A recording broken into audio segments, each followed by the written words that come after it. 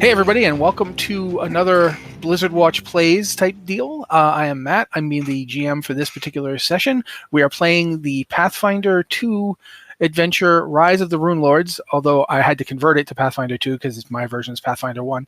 That's the life of a game master, is having to convert things. With me are fantastic people who are going to introduce themselves and their characters, and then we're going to jump right into it because last time we left off on a cliffhanger, which is the cheapest thing a GM can do, so of course I do it constantly. Starting up, we're going to go alphabetical order-ish. So, Anne. Hi, I'm Anne Stickney. I play Swift Flickerwind, who is a level 3 rogue now, and I want to stab things, so to the battle. Okay, I'm hoping that she wants to stab things specifically in the game and not later on. In the game, yes. Yeah. Next up is Joe. Joe, say hi, tell people. Hi, I'm Joe Perez. I will be playing Ogwish. I am a frog monk. It is fun. I stick to things. Liz? Hello, I am Elizabeth Harper, and I am playing Varsha, who is a rat folk alchemist, and I have a little rat pet that's totally, completely normal rat named Maisie. Maisie is cleaning her face right now, unfortunately. Every so often some chunks of stuff fall off, but she's doing her best. Oh, that's so rude. Don't talk about my Maisie like that. Shiro. Sorry, Nick. I'm Nick. I'm playing Shiro, a level 3 gunslinger, hunter of bounties, and fighter of wildlife. Less successful. Loser of wildlife. Well, it depends on the kind of wildlife. We've only seen him fight small wildlife, which did not go well. Maybe he's like a big game hunter. It was a tie. Finally, it totally wasn't a tie. Next up is Phil. Well, if he's a big game hunter, I'm totally safe. I'm Phil. I'm playing Tarn Summerbloom, halfling investigator for hire, a tiny little column. So, to give everybody listening a quick roundup of what's going on, the players all arrived in Sandpoint, a town on the edge of the Varisian territory, which is a sort of amalgamation of states. It's not really a nation, but it's sort of like one. It was originally the home of the Varisian people, and now it's sort of been colonized by multiple different groups over the years, and now it's just sort of a polyglot of cultures and so forth. The players came to Sandpoint partially because there was a festival involved, and quickly, found themselves in the middle of goblin attacks and kidnapped bartenders who also seemed to be able to fight pretty effectively on their own, so we're not sure what happened there. And strange people with strange symbols, and yes, a really angry squirrel that just was not having any of what Shiro was putting out. But finally, they got themselves up to the Sandpoint Glassworks after a brief detour at the local church, which has sort of had the basement ripped out, and the body of the person who was the head of that church back when Sandpoint had its troubles about 10 years ago is gone. The priest has been taken. Oh, he was quite dead, so hopefully he didn't get up. Following a trail of destruction to the Sandworks, the players quickly found themselves menaced by what appears to be a gigantic flaming molten column of earth that used to be the pillar holding up the catacombs underneath the church. And yeah, we're now going to roll initiative. So do that and tell me what you get. Which dice should I use, though? Always the question. Okay. I have a 12. 18 and I don't figure out. Bonus to initiative. That's weird. Perception or whatever is appropriate, right? Yeah, I believe it's perception. Oh, okay. That's the default. I have a 27. Oh, okay. No, yeah. We say +7 then. I did not add perception at first, but Shiro has 27 as well. Oh my god. I rolled poorly. My character sheet is thinking about loading. I rolled an 18 on the dice, though. Swift got a 16. Oh, 18 plus 7, so that's 25. Oh my gosh.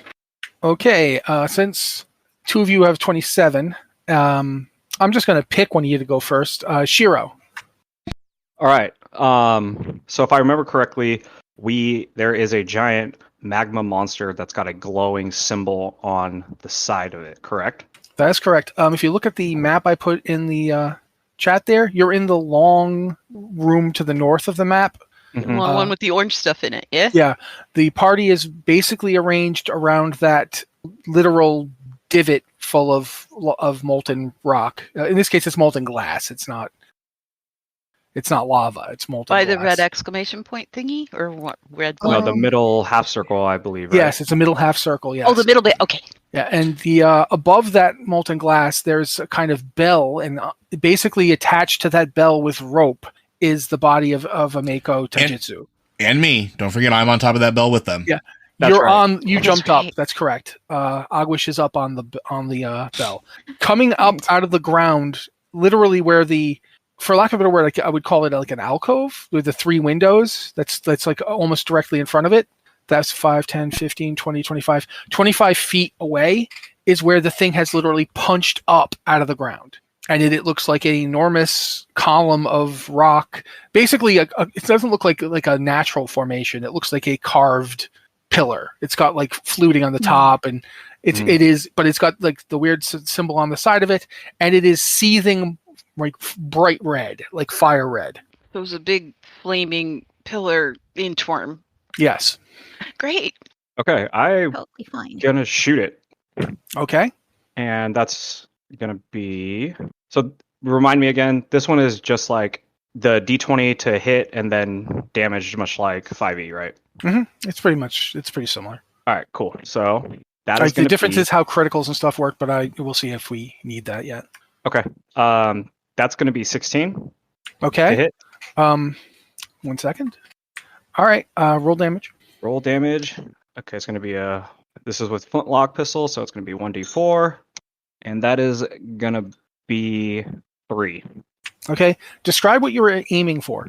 So when the pillar comes out of the ground, it's just gonna quick draw, pull out, and shoot at the glowing symbol on the side. Okay. Tarn, as you're seeing this happen, something is bothering you. Okay. I need you to make me give me the various skills you have for in terms of an area, like, what's your best stat for determining what's going on in an area around you? I'm not super familiar with the investigating as we call knowledge. Well, let's just go straight with your perception. Let's just go straight with perception. What's your I perception? don't see anything else that really applies to more than perception. Perception's a +8. Okay, I want you to do a perception check. Just roll your perception and tell me what you get. A grand total of 14. That thing, it looks to be on fire almost. It's like molten rock, right? That's what you're seeing, molten rock. The fire on the fiery part he just shot. The whole thing, like the thing is like it's like molten rock. How is it you can see that symbol? And then another thing occurs to you as he shoots it, because you see what looks like a fragment of rock pops off of it, and there's like a spray of molten, probably rock or stone or whatever it's made of, right? But you don't feel any heat. And it's only about 30 feet away from you.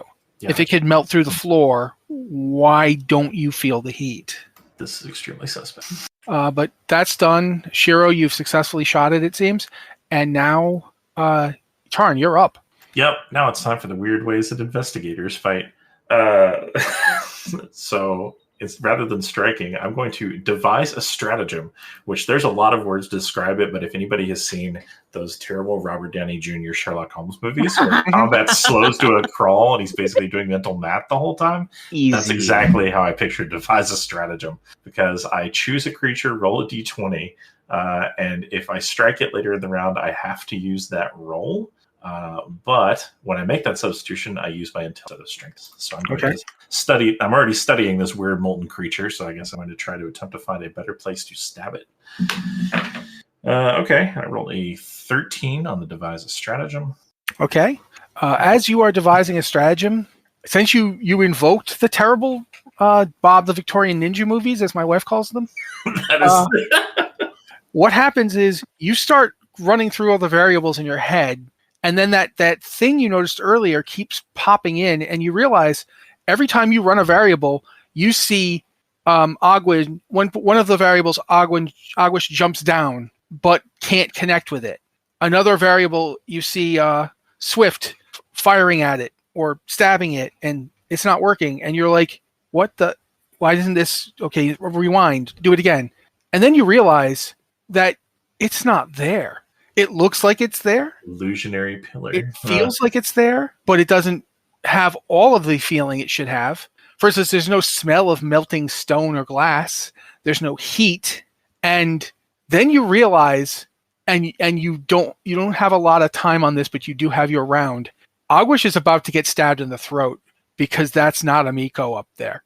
That's her brother. And you are the only one who knows this. Oh, no.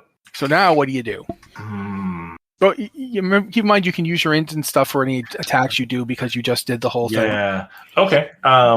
So I'm going to. So the original plan was to stab the pillar as well with a rapier, but seeing that my real target is up there, I'm actually going to swap and do a strategic strike with my hand crossbow, which automatically subs in a 13 plus 4 intelligence. Is there anything else added to that? Is there like a proficiency bonus in Pathfinder? I don't know. I mean, No. I think It's training bonuses.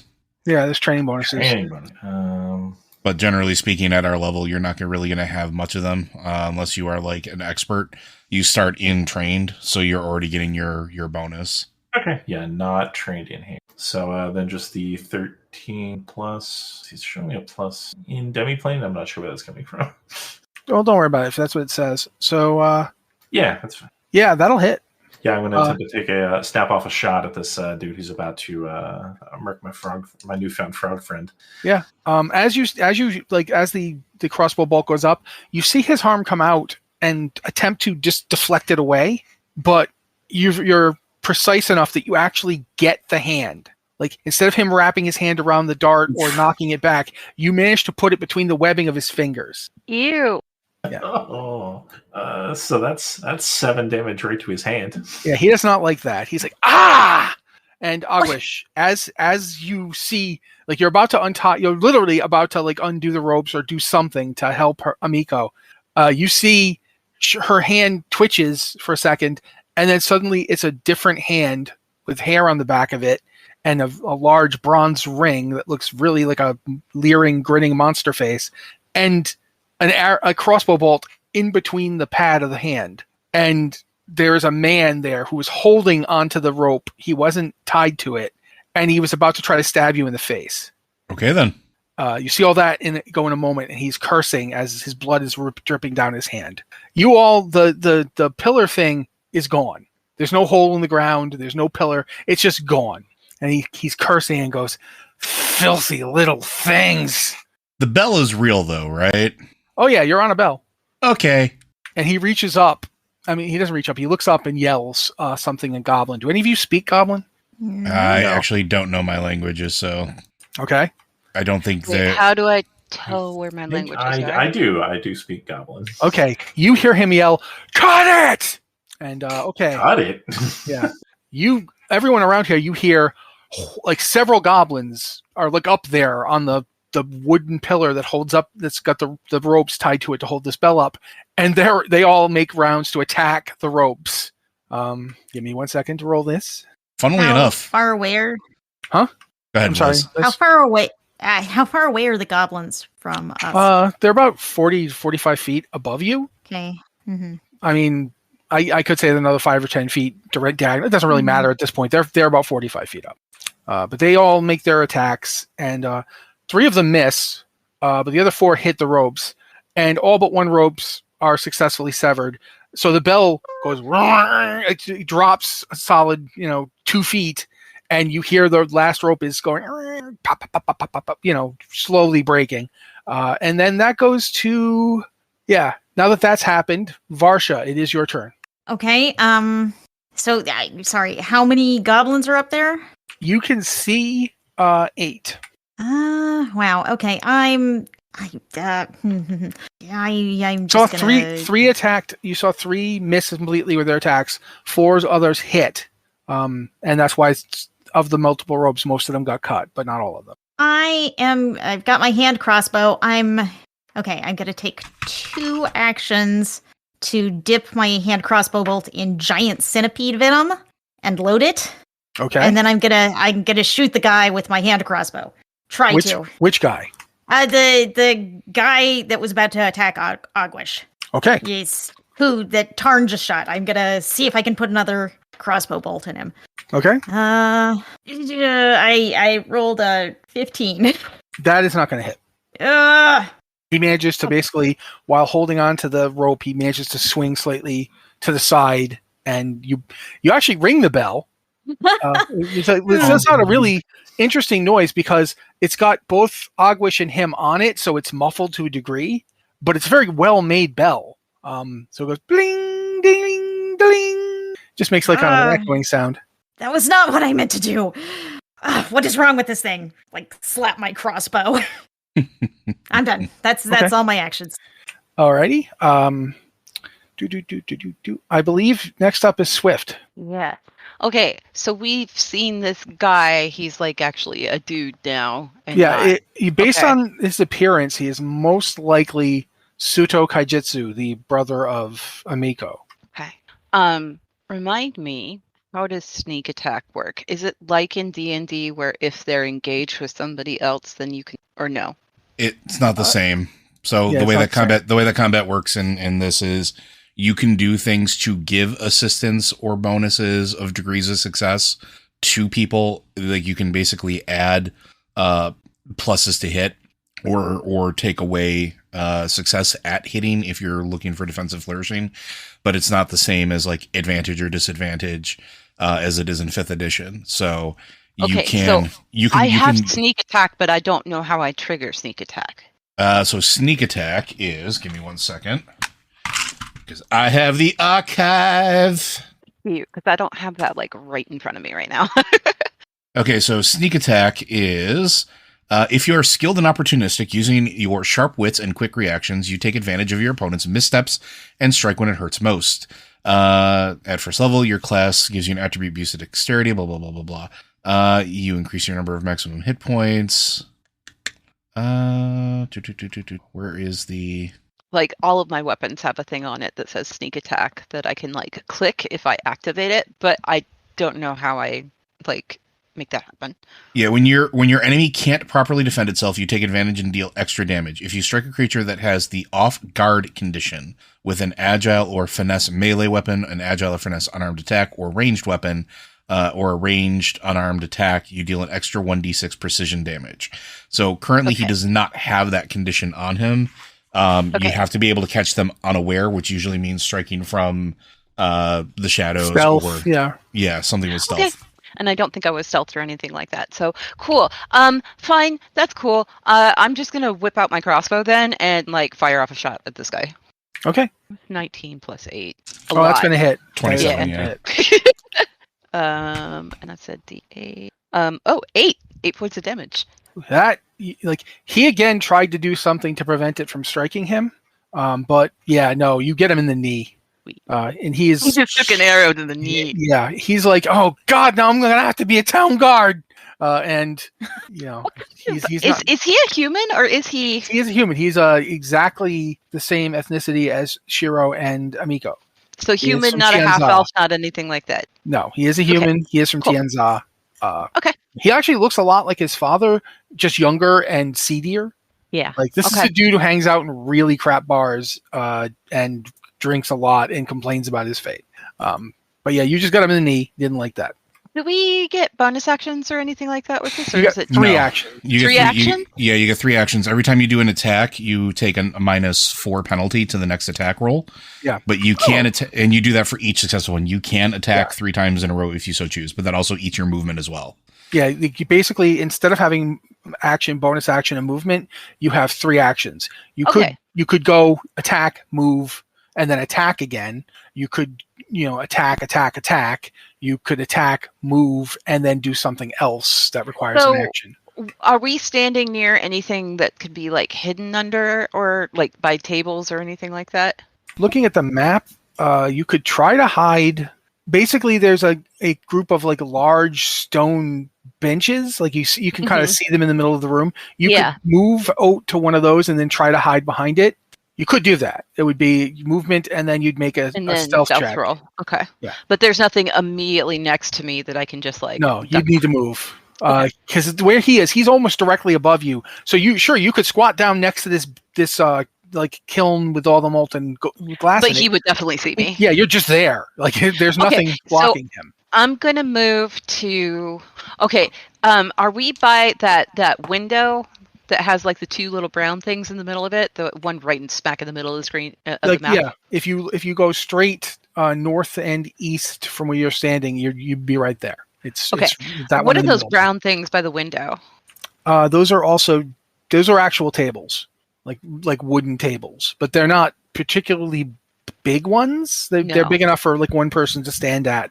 It looks like there's papers on them, like perhaps manifests or something. You'd have to stop and look at them. Okay, so can I move to the table and snatch the papers as I'm rolling under it? That would be 2 more actions easily. Yeah, that's 2 actions. Yeah, so I wouldn't be able to stealth. You wouldn't be able to stealth, but you could do that. You could get the tables. You'd be over there. You could stealth at the beginning of next round if you wanted to. Yeah, I'm going to do that. I want to see those papers because papers are interesting. Okay, you're over there next to the table. You're kind of between that table and that smaller of the 2 large benches. Right. And you've got the papers in your hand. That's what I want to do is I want to like grab the papers, roll under the table. Can I do that? Yeah, but people can see you. Yeah, that's fine. Yeah. As long as I'm like, possible. if he has something that he can shoot me with, I mean, I'm like under a table, so yeah, maybe he won't be able to shoot me. That you can do. You can do that. Cool. Gonna do that. Okay, so that's what Swift does. That means the next person up, I believe, is actually you, Ogwish. Yep. So Ogwish staring at this person that is, or the semblance of this person under the guise of what I thought was somebody else, starts looking very dispassionately at said person, and then while sticking to the side of the bell, unleashes a flurry of blows at their midsection. So that's a 17 plus 9 and a 16 plus 9. Okay, you need to roll D100 and tell me if you get above or below 50. Like, tell me what you get. Do it twice. I got an 81 and a 53. Okay. Yeah. There is something off with his positioning. Like, you thought he was right there, and clearly arrows were hitting him. But when you try to punch him, there's some flaw in the way he moves. It's like somebody trained him with something that baits you to try to attack a specific spot. But when you do, it's not right. You don't connect, and you're not sure what just happened. Roll damage for one of the 2 attacks. Okay. 7 points of damage, and he's going to need to make a DC 19 saving throw for I think it's Constitution, Fortitude. Okay. For make a fortitude. Make a Fortitude saving throw against being stunned. Cool. I've stunned 1. Okay, you're stunned. I lose 1 action. Okay, you've stunned. So I'm yourself. done. I have nothing else I can do. Okay, and he grunts and he is also stunned. Like, you've stunned him and yourself because one of your attacks was a 81 and the other was, like you said, 53. Yep. Okay. Yeah. Okay. I think I might have just made a math mistake, but I don't know how to do it. Just for now, we're just gonna leave it. Okay. Ogwish has stunned Suto and himself, and that's the end of that round, which means we would go back around to Tarn and Shiro, with Shiro going first. You shot the thing, and then all this stuff happened. And you're now like, where did it go? Why are they fighting up there? What's going on with that guy? Why is he getting an arrow in his knee? He's never going to get to be, like, he's going to have to become a town guard now. All this stuff flashes through your head really quickly, and now there you are. So after seeing this giant column monster disappear, a whole bunch of spears come out of nowhere, and everything that just went on, and I'm assuming I haven't moved, so I'm going to assume I'm still, like, basically underneath the bell. The bell is actually more directly above the molten glass in the forge kiln deal. You're kind of like, if you look at the area, you're out there between that bench and the kiln part. Okay. I I guess my first action will be to reload because I need to do that, and then I'm gonna see if I could take another shot at Suto. Okay. That is gonna be 22. Okay. He that does actually manage to connect. Okay, and damage that'd be another 3. Okay. Yeah, he definitely looks hurt. But he's stunned at the moment anyway, so he can't react. In fact, hold on. Oh, okay. Agwish, does being stunned mean he loses his grip on things? Nope, he loses actions. Okay. All right. Each level of stun, you reduce your actions by 1. So he has one less action next round. Until he passes through his next turn, yes. Okay. All right, that's it. Shira, you hit him. It hurt. He didn't like it. He didn't like it. You've got one action left because you spent one to reload. Yeah. And for this one, my last action is going to be to reload again and get ready for the next round. All right. So, Tarn, you are now up. You can hear goblins up there in the rafters. You see at least 6, and you think there's more. Troublesome. And they're cutting the ropes that are holding stuff up? Last round, he gave an order, and they cut most of the ropes. Oh, I do not like that. I would like them to at least be harassed while they finish, because it seems like I got Suto in hand. All right, so first action, I'm going to reload. Second action, I'm going to attempt to devise a stratagem at one of the goblins. Okay.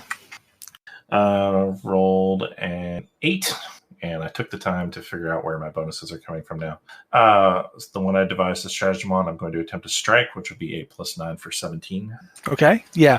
You basically start seeing, hearing the voice in your head, in your voice going, narrating what you're thinking, and you see the goblin basically walking towards the rope with a sword, and you fire, but you don't fire at him. You fire at the concrete, or not concrete. This is all like very old. No, actually, it's vitreous glass. Yeah, the ceiling is made out of a weird rock-like glass. It's like obsidian, but man-made.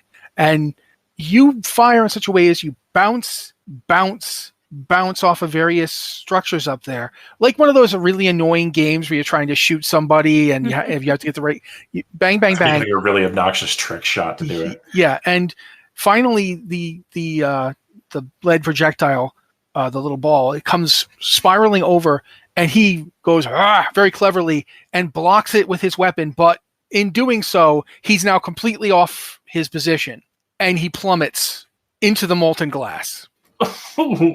So do you do that? Once you've okay, yes. That's what you all now see. You see the ding ding ding, poof, stupid halfling falls into the molten glass. Like shooting fish in a barrel. And now it's Suto's round. He loses 1 round from being stunned. He lets go of the rope and grabs hold of whatever that strange medallion around his chest was. Agwish, you immediately realize that thing is what made what happened to him happen to you. That thing is some kind of magical device he used. And you don't know what it is, but it does seem familiar to you. Like you think you've heard of the technique or something. Like somehow that amulet mirrors an actual technique that monks can learn. And he drops. Like he's dropping to the floor. And you're all kind of expecting him to land in the molten glass, but he does backflippy stuff while he literally kicks off the bell, does backflippy stuff, lands on the table above Swift, and fires his hand crossbow twice, trying to shoot you through the table. To me? Yes, he's trying to shoot Swift. Cool. I'm going to use Nimble Dodge. Okay. So I get a +2 to my AC. Well, you also get, he has a penalty because he's trying to shoot you through the table. Cool. My AC now is 21. Okay. Yeah, he is not going to hit you either shot. One punches through and hits the floor near you, but you nimbly get out of the way of it, and the second one gets stuck in the table. And that's everything he can do. No, actually, he can only fire once, right?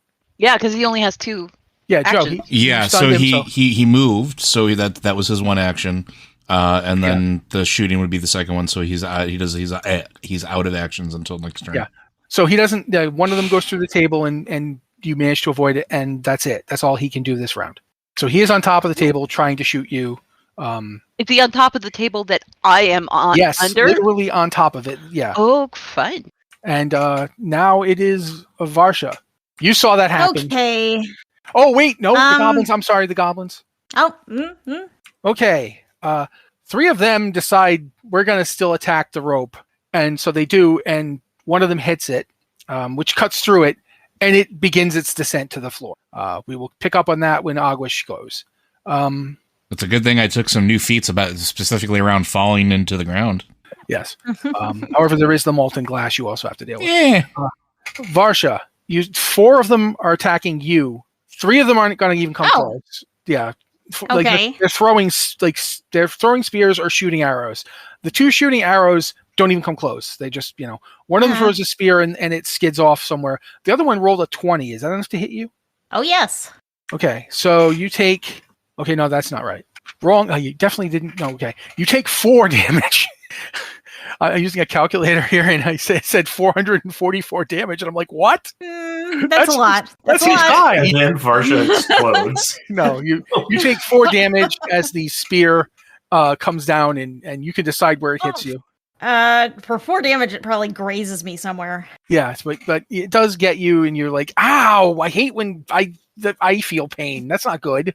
But yeah, that's the end of the goblins go, and now Varsha, you're up. Okay, well, oh, that hurt.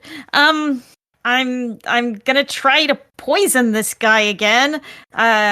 Maisie is up on my shoulder, grabbing a little vial of poison and hands it to me. I dip my next bolt in it, and I fire it at him. Okay. Hopefully using a different dice than last time. Since Maisie's doing that, is that 1 action or 2? Ordering Maisie to do something is 1 action. Okay, but then you don't have the dipping is itself not an action I think dipping. So it's like Maisie gets out the poison. I dip the thing in the poison and I fire it. I think that counts. I think this is going to be 3 actions. Maisie does the thing, then. Well, no, I think Maisie. There's no purpose to having your familiar help you if it doesn't contribute. So no, even if it says differently, I'm telling you this is only 2 actions. I think the thing is Maisie can do 2 actions, and then if I use 1 action to tell Maisie to do something, she can do 2 things. So so she's taking out the poison and she's literally sticking it on the bolt as you're drawing it. Okay. Maisie takes care of that. So you don't have to worry about doing the poisoning. The poisoning is done. Maisie has done all that. You just shoot him. Okay, so I'm gonna shoot, and that's better. That's 20, not a natural 20. That'll hit him. Okay, he attempts to deflect it. He attempts to deflect it, but he does not succeed. And that is 3 points of damage, but because of the centipede venom, hang on, centipede venom is not good for your health. If I can find my thing. Centipede venom causes severe muscle stiffness, saving throw DC 17 fortitude. And, I don't know how this works. Stage 1, 1d6 poison damage for 1 round. Okay. Stage 2, 1d8 poison damage, and flat-footed. There are 3 stages of this, and I'm not sure how it works. I think you have to get him with it again. Okay. Well, so he has to make a DC 17 fortitude save. Okay. Or he takes 1d6 poison damage. All right, 1 second. He fails. Okay, so he took the 3 from the bolt, and then he looks really pale. And then I rolled a 6 for poison damage. Okay. Yeah. Oh, he looks even worse. He looks extremely pale. He's losing blood from his wound in his knee and his hand. He took a punch from Aguish that did damage him, even though it stunned Aguish as well. And now he's just got shot with a bolt that has also poisoned him. He's not dead yet, but you wouldn't be surprised if he did die soon. He's not doing very well at all. I'm gonna run towards him. Okay, that means however close. He's at that table with where Swift is under, so you'd move 20 feet to get to him. Yeah, I'm gonna go over to him, but that's the last of my actions. I'm gonna stay out of arm's reach of him, but I'm going to get as close as I can otherwise. Okay. And that's it. That's my turn. So I believe that leaves Swift and Aguish. Swift going first. Cool. I don't know if this is an action or not. I want to stuff the papers in my shirt or something, right? that an action? Yeah, I'll let you do that. I'm not going to make you roll an action to use. Yeah, I'm not going to read them or anything right now. I'm just if you said you were reading them, that would be an action. But if you're just jamming them in your shirt, I mean, come on. Reading would absolutely. That's why I was asking, because I wasn't sure if just like stuffing them in a pouch or in my shirt or somewhere on my person so that they're not in my hands. Okay, cool. So action. He's on top of the table, right? That is correct. Cool. I'm going to reach up there with my hand, grab his ankle on the bad leg, the one where I shot the knee, and then yank to pull him to the ground. Ouch. That's going to hurt. I guess we're gonna do this. I am going to admit I'm not up on the grapple rules for Pathfinder 2 yet. Me neither. What we're going to do here is you make a attack roll like you were attacking with a weapon, but it's just your hand, so you just get your dex bonus. So dex, okay. So roll d20. Do you want to know the actual rules? Sure, why not? Okay, so for grapple, it's essentially just like in D&D, and it's athletics checks. Okay, so in this athletics. Athletics. So in this case, Anne would make an athletics check against the target's fortitude DC. All right, go ahead. What's your fortitude? Okay. So you just roll, say what you get for your athletics, and then Matt will tell you whether or not it beats the DC. And it does suffer. 18 plus 7? So okay. 25? Yeah. All right. And what it suffers what? It gets into the grappled effect. The next turn you can get into a restrained effect without having a turn free. So, or without having a hand free. All right. That would have worked. Like, you're pretty sure you could have successfully grabbed him, except for whatever it is that amulet is doing. It's not possible for you to pull yourself up by your own leg, because it's just Do I grab my leg instead of his leg? No, whatever you do to him would also be done to you. Oh. But since you are grabbing his leg to pull him down, you can't grab your own leg to pull you down at the same time. The effect can't happen, so it just deflects your hand away. I was going to say, would it pull me up to him instead of him down to me? Or it would actually both would happen, because that's what happened with Ogwish. Ogwish did successfully hit him and stun him. It just reflected the exact effect back upon Ogwish. Am I still hanging on to his ankle?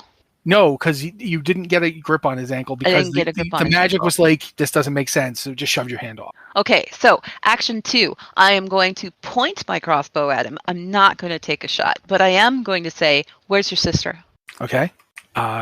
Is he going to say anything? Let me look for a second here. Do you have like bluff or anything like that? Intimidation? Intimidate, yeah. Roll intimidation. I also have, hang on. I mean, perform or deception or something like that. I've got performance, I've got deception, I've got intimidation, I've got Well, are you trying to deceive him or scare him? Like, will you shoot him if he doesn't tell you? Well, hang on one second here, because I have an ability. Where is it? Where's my? I had something that was like, hang on. I legit have like a ton of different. Yeah. Okay. I can't find it. So anything you want me to do, really. Intimidation, I think, would be, because all of them are a +7. If you're actually going to shoot if he doesn't tell you, then go with intimidation. Yeah. And go ahead and roll and tell me what you get. No, I am absolutely going to shoot him if he doesn't answer. Hang on. Let's see what I got. That is what is that? A 13 + 7, so a 20. Okay. He smirks and goes, "If you kill me, you won't find out." That's a pity, and I'm going to fire. Okay. Oh. And that is a 19 plus 8. Okay. You hit him. And that is a D8, which is a 3. Oh, he's still alive. Yeah. But he is. But he knows I definitely was not bluffing. Yeah, you got him. He actually gets a look on his face like that. I was really expecting that to work. Yeah, you've shot him. That's 2 of your actions. You technically haven't gotten up yet. So I got third action. I got 3 because I tried to grab him and it didn't work. Right? Yeah. So that was 1. And you shot him. And I talked to him. That was 2. No, talking to somebody is not an action. You can. It's not. Oh, okay. You can talk to somebody for 6 seconds or so. Okay, cool. Yeah. So, I'm gonna keep the crossbow pointed at him and go, second chance. Okay, you'd have to make another check. Yeah, cool. Yeah. I will. That was a. Is that a 13? Yeah, that's a No, that's a 16. 16 plus 7. He goes, fine. I won't. Stop shooting me, you crazy people. Where is she? We're moving now to Ogwish because Ogwish is currently on a bell falling in 6 seconds or so. Cool. Ogwish, you are on a bell. It is starting to fall. Yeah, it doesn't matter. I use catfall to land to the ground, use my reaction to use rolling landing to move my full movement speed towards him, which will be 35 feet after I hit the ground. You're there. And I'm going to attempt to snatch the necklace from his neck with thievery. Okay. That's an opposed check, or is it just you roll and I just roll against his perception to see if he notices. Okay. Go for it. That is an 18 plus 4, 22. Okay. He does notice it. He has very high perception. Interesting. Yeah. Something about his movements. You think he has been trained in some of the same arts as you, although differently. That's kind of why I want to steal the necklace. That's all I can do. So I only have 2 actions. Okay. So yeah, that's what you do. You come down, you do successfully, just hop. I'm fine, and run over. At that point, just as you're trying to grab the thing, and you're saying the thing, and you hear "Coom" as the bell hits and rings very loudly. I need everybody to make a will saving throw. A will? Will, yes, a will saving throw. How do you do? Oh, there. Okay. Just your will. It's fort reflexes and will. It's one of the three. It's a 10. Okay. 12. Okay. 21. Okay. 23. Okay. 30. Okay. Anybody who rolled below an 18, you are deafened and distracted by that bell going off. But the 3 people who rolled above the 18 are fine. Like you can focus past it. It's still a very unpleasant noise. In fact, it's more unpleasant than you think it would be. There's something weird about that. But regardless, you're still focused. There is also molten glass spraying around the room, but most of that's you guys are actually protected from that by the bell. So you're not hit by any molten glass. Yay. But that goes to the top of the order. Shiro, you are basically at a -5 penalty to anything you do, and it stacks if you make 3 attacks. The -5 will be there for this next round. I don't know who failed their rolls. I think it was Shiro and Varsha.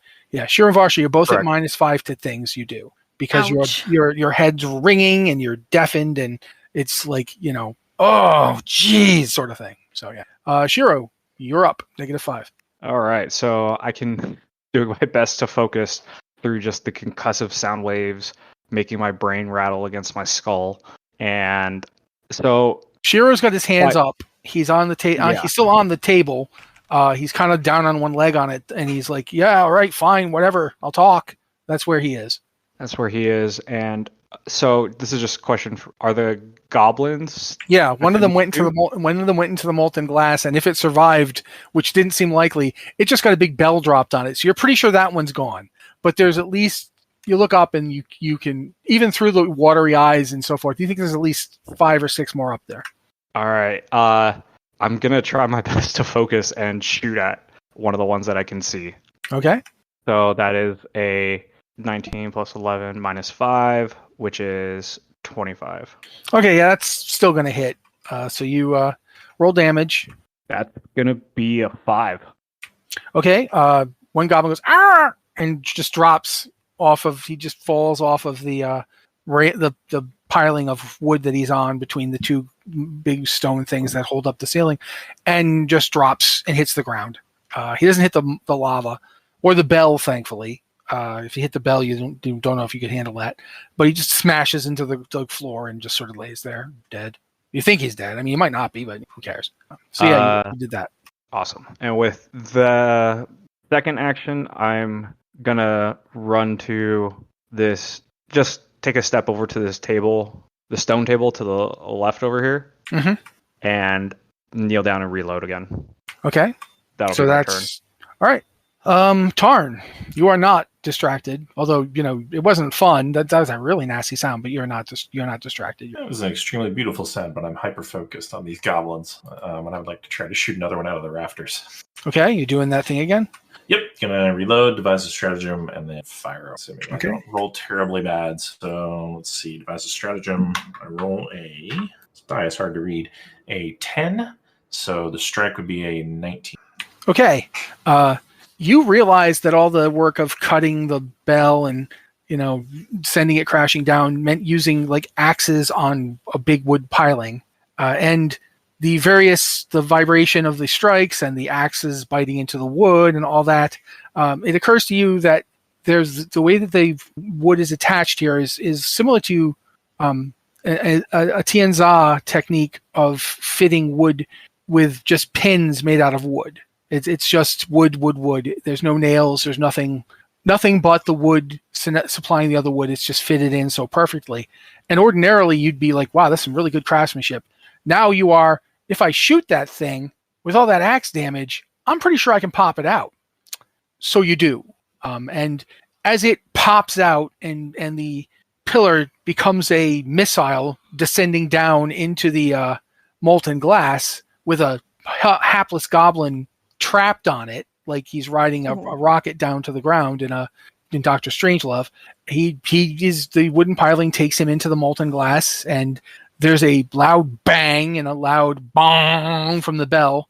But no, you don't have to make saves, guys. Don't worry. And yeah, that goblin is dead. Nice. I'm glad you pulled Dr. Strange out there. That was exactly what I pictured when you started describing it. Yep, that's what it was. So yeah, you've successfully killed a goblin with your action. That's all 3 of mine. Is it? Yeah, reload is 1, devise a stratagem is 1, strike is 1. Okay, all right. So yeah, that's Tarn going, and now everybody make a perception check. Perception? Okay. Yep. 24. 22. 17? There's Am I still under the -5? Yes, but you can still make a perception check. Okay. Maybe 8. With -5, that's a 20 from Varsha. Okay. And for those of you listening at home, 8, sorry. The pluses are really easy to get, like +8, +9, +10 very early in Pathfinder. Yeah, I've easily got a +8, and I've got a +7. It's real easy to sound good when I only rolled a thing. Yeah, I just wanted to make a note of it, because I think that people who may be listening to this that aren't used to Pathfinder and are maybe coming from D&D are like, you're getting +8 at level 3, Yeah. Oh yeah. Why can't I have the +8? Keep in mind that the penalties that accrue for multiple attacks in this game, it adds up. Yeah. So Varsha, you got a 25, you said? Straight 20 because I'm under the -5. Okay. Did anyone get above a 25 or a 25? Nope, I missed it by 1. Okay. He vanishes. Hey, he's like right in front of me. Hang on. I do have a thing, which I got my Pathfinder book in front of me trying to figure out poisons, and he failed the initial save, which put him on stage 1 of the poison, but then he has to make a second save, or else he gets to stage 2 of the poison. And he has to keep making saves for 6 rounds or until he makes the save. It's a DC 17 fortitude. So whenever his turn comes up, he needs to make another save. Okay, so he vanishes, and then he fails his save and goes unconscious. It doesn't matter what he does. He's down low enough that the damage he would take would be enough to put him down. Yeah, that's 1d8 poison damage and flat-footed. So you see him vanish, and for a second you're all like, "Oh, what the?" And then you hear, "Oh!" and he falls off the table and becomes visible as he hits the. I was going to say, does Swift just hear an invisible body hit the floor right now? Well, no, he becomes visible as he hits the ground because he's not concentrating on the magic anymore. I think deny advantage is like, I can't be flat-footed to hidden people, but like they can still disappear. Okay, we're fine. Yeah. So yeah, that's him. He drops. The goblins at this point, you hear a lot of goblin yelling. If you understand goblin, you hear, "Ah, crap, the lady gonna be mad. Run!" And they begin scattering up there. Several of them are completely gone from sight, but at least one of them, let me roll. The bigger one, who you're not entirely sure is a goblin, he might be a hobgoblin, he's pretty big, is the only one left. The problem he had is that he was on the one that got knocked into the molten glass, so he had to jump to another one, which means now he is like kind of like wobbling a little bit, like, uh-oh, don't want to fall. Varsha, you're up. So one last goblin?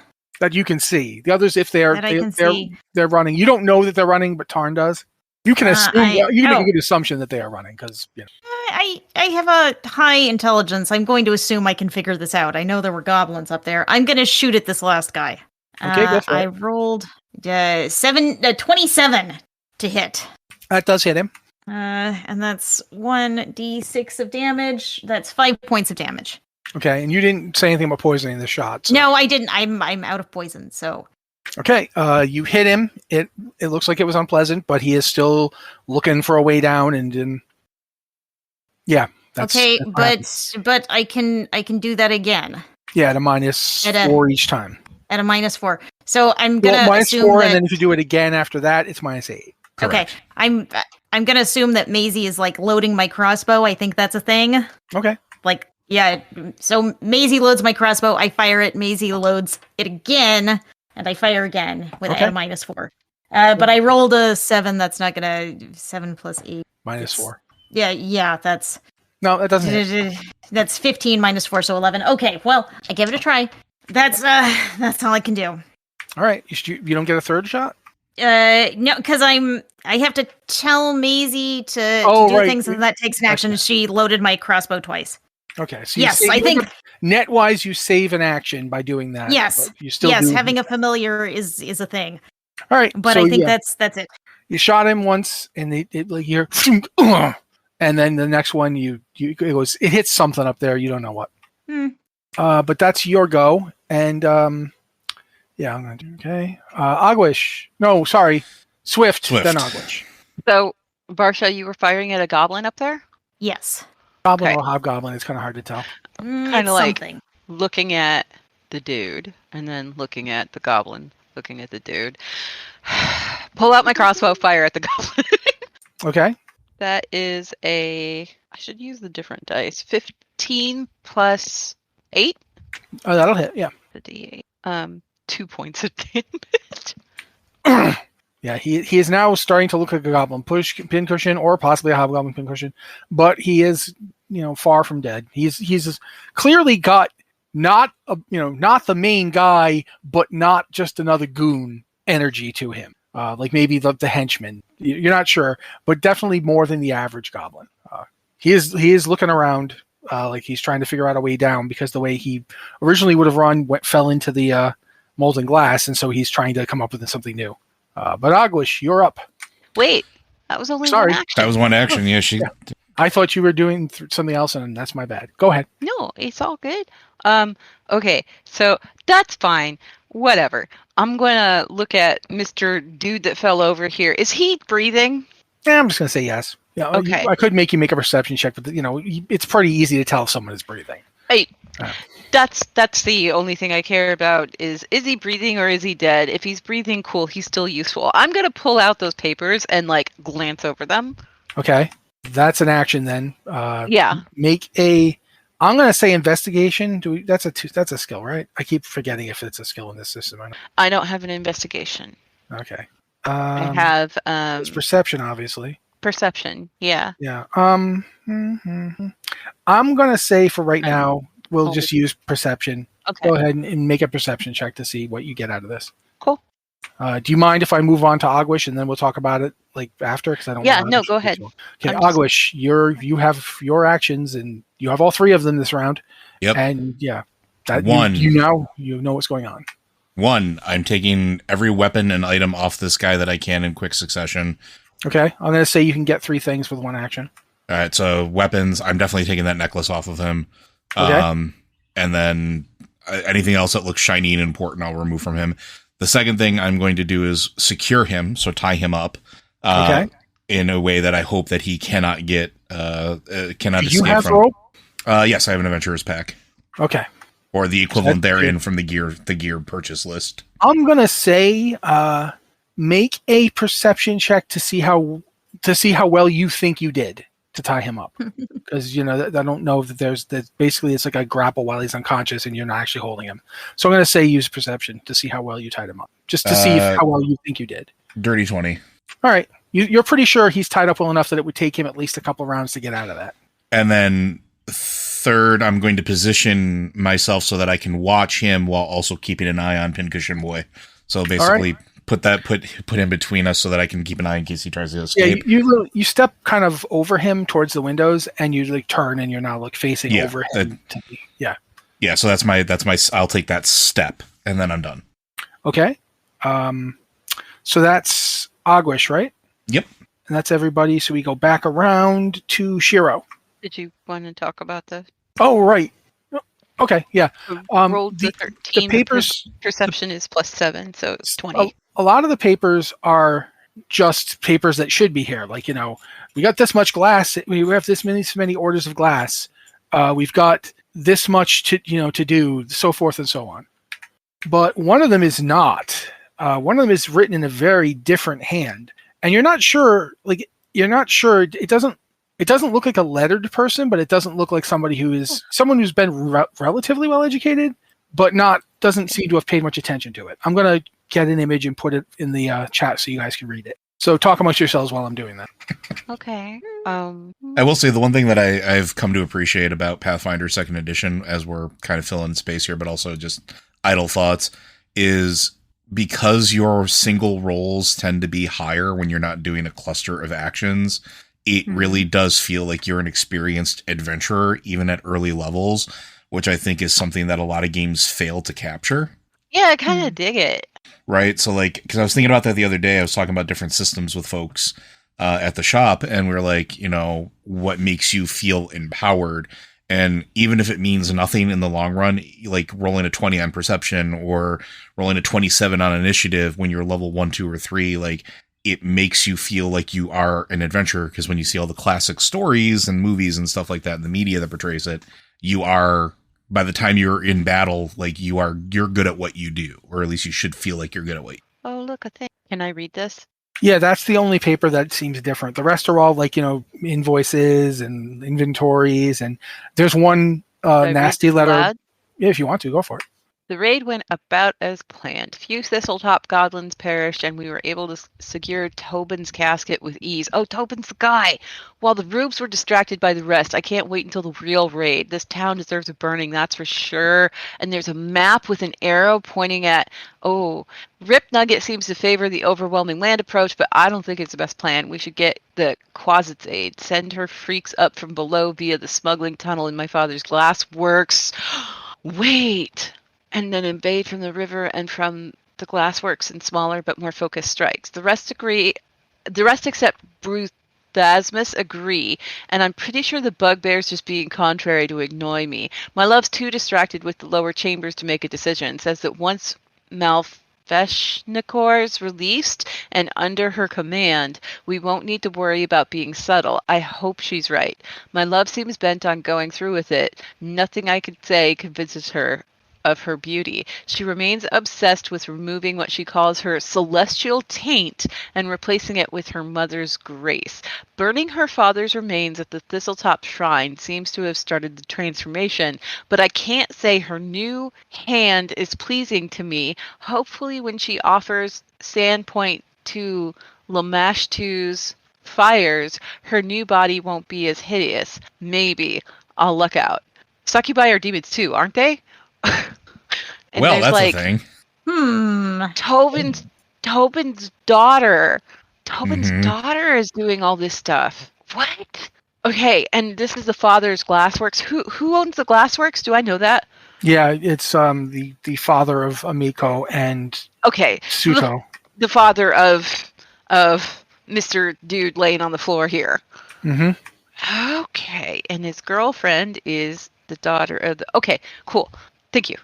But now, Aguish, you're up. You've done all that stuff. Sorry, no, it's all the way around. Shiro, you're up. That guy he's apparently figured out where he's going to go, and he's probably going to go there this round. So it's all we can see is just the one that's still up there, right? Yeah, it's bigger than a goblin. Yeah. There's something off about it. All right, I'm gonna shoot him again. I'm gonna shoot this one now. Okay. That's gonna be bad. That's gonna be 14. Does not hit him. Damn. Okay. Gonna power reload or just action reload and then shoot again, and this time it'll be at a lower. That one's gonna be dirty 20. Okay. Doesn't hit. Say again. This time it doesn't hit. You've seen it get hit by stuff less than that, but it did not hit this time. And you realize why. As you're watching, it literally sucked into itself. And now it is a smaller thing with horns and wings, and it's like halfling sized. And it is actually, it's even smaller than a halfling. It's small. It's like a gnome would look like a giant next to it, and it flaps. Before my turn ends, would I know what it is turned into, or would I need to do an action to do a perception check of realization? No, perception check wouldn't be good. You see it just fine. Okay. But I'm looking at this here. You read the letter out loud, so I'm going to assume you're reading the letter out loud over the time period it took Shiro to take his turn. Sure. So you get to the part where it's like where you in doing Pseudo's reading, you go send the overwhelming land approach, but I don't think it's the best plan. We should get the Quasit's aid. Send her freaks up from below us. As you're saying the word Quasit, Shiro is looking at a Quasit, like the thing turned into a Quasit, and it's actually not hurt. Like the arrows didn't do anything to it. That's why it was taking them and just not particularly caring. As far as you can tell, what anybody knows about Quasits is they're hard to hurt. And it flaps. And since Shiro took some time to figure that all out, it's its go, and it just flies straight the F away. In fact, you can make a perception check. Everybody here can just make a perception check to see if you see where it goes. I have a 9 plus 7, so 16. Okay. 17. Okay. 13. 21. Okay. Aguish? I'm sorry. I was reading the thingy again. Please repeat. Okay. What am I rolling or doing? Perception check to see if you see where the Quasit flies to during its round. 22. Okay. Aguish got a 22 and somebody else got higher, I think. I got a 21. Okay. Well, the 22 Aguish was highest. Yeah. The 22 and 21 are enough. It's a little bone white and gray and green thing. It's not, and it's small. It's like half a halfling, so it's a quarterling in size, and it like flies off, and then it does like a turn in the air, and it's trying to hide in the shadows for a second before it literally drops straight down at a grate in the floor, and the grate lifts up, and you're pretty sure it's using some kind of prestidigitation to lift it, and then it's down in there. It just swoop, and then the grating goes boom back down. Well, probably where the smugglers' tunnels are, if I had to hazard a guess. Was what turned into the Quasit? The thing that was being shot, the hobgoblin kind of or like whatever it was. Yeah, the thing that maybe a goblin, maybe a hobgoblin. You couldn't tell. It turned out I poked for like a whole 3 points of damage or something. It wasn't taking any damage from this attack. Yeah. Okay. I would like to look at our prisoner. Okay, he's currently out cold and poisoned. Is he taking? Yeah. Is he taking like he has to make another fort save or takes more damage? It's for 6 rounds unless he succeeds his save. Okay, well, let's see if he makes this save. Womp. So I may be accidentally murdering him right now. No, he saved. Okay, so hang on. If he at the end of the stage's listed interval, you must attempt a new saving throw. On a success, you reduce the stage by 1. Okay, so he's down to the original 1. He's down to stage 1, which is 1d6 of damage. Okay, roll it. That's a 5. Yeah, I know that it's not the same in Pathfinder 2. I don't remember exactly, but I don't think you've gotten him reduced enough yet to kill him. Okay. He needs to get to negative his normal hit point total, which he is not at. But yeah, he is taking damage from the poison. If he doesn't save next round, he still won't be dead, but it'll not be good. So yeah, I'm gonna just make him do his roll now. Okay. I'm gonna be like bandaging his mundane wounds so he doesn't bleed out, but I'm going to pipe up and go. That bell that fell down, was that signaling the attack? You don't know the answer to that question. I'm asking just generally everybody because I was like reading this. I'm like, well, if there's a real raid, did he just signal the real raid? That's what I'm asking, like everybody here. You don't know the answer, but you're all sitting there going, maybe? Nope, nobody is currently coming out of the tunnels here. No, but the other person wanted to hit the front gate. Mm-hmm. And perhaps they are. You don't know. Yeah. Yeah, we should probably get back to the town. Well, first we need to figure out what to do with the dingus here. I have half a mind to drag him back to his sister, who we still don't know where she is. Yeah, we really can't drag him back to her without... We've got to find her first. The smugglers' tunnels, we don't know where they go, right? No, you know they go somewhere, but you don't know where. It just says the smuggling tunnel under... It freaks up from below via the smuggling tunnel in my father's glassworks, and then invade from the river and from the glassworks in smaller but more focused strikes. So the river, where that X is on the map, I'm assuming. Yeah, the smaller X. I'm just wondering. River, right? I'm just wondering if the sister's in the smugglers' tunnels. Maybe a good place to stash somebody if you. Unless he gave her to. Can we wake him up and find out where she is? Like, I'm not a healer. I don't know. That's a good question. I think it would be possible, but I'm going to look at the various skills people possess and think about it a little bit. If anybody has a skill they think would be useful for this, feel free to tell me. I'd like to try using treat poison on him to see if I can, prevent him from dying from the poison I used on him. Well, he's reduced it to 0 at this point. He's made the okay. So it's reduced to 0. But you do you have medicine of some kind, like first aid. Yes, I am very medicine-y. I can do treat wounds on him. Okay, I'm gonna say go ahead and make a treat wounds check to see if you can wake him up, because his wounds are what made him unconscious. So. The medicine check DC is usually 15, though the GM might adjust it based on the circumstances, blah, blah, blah.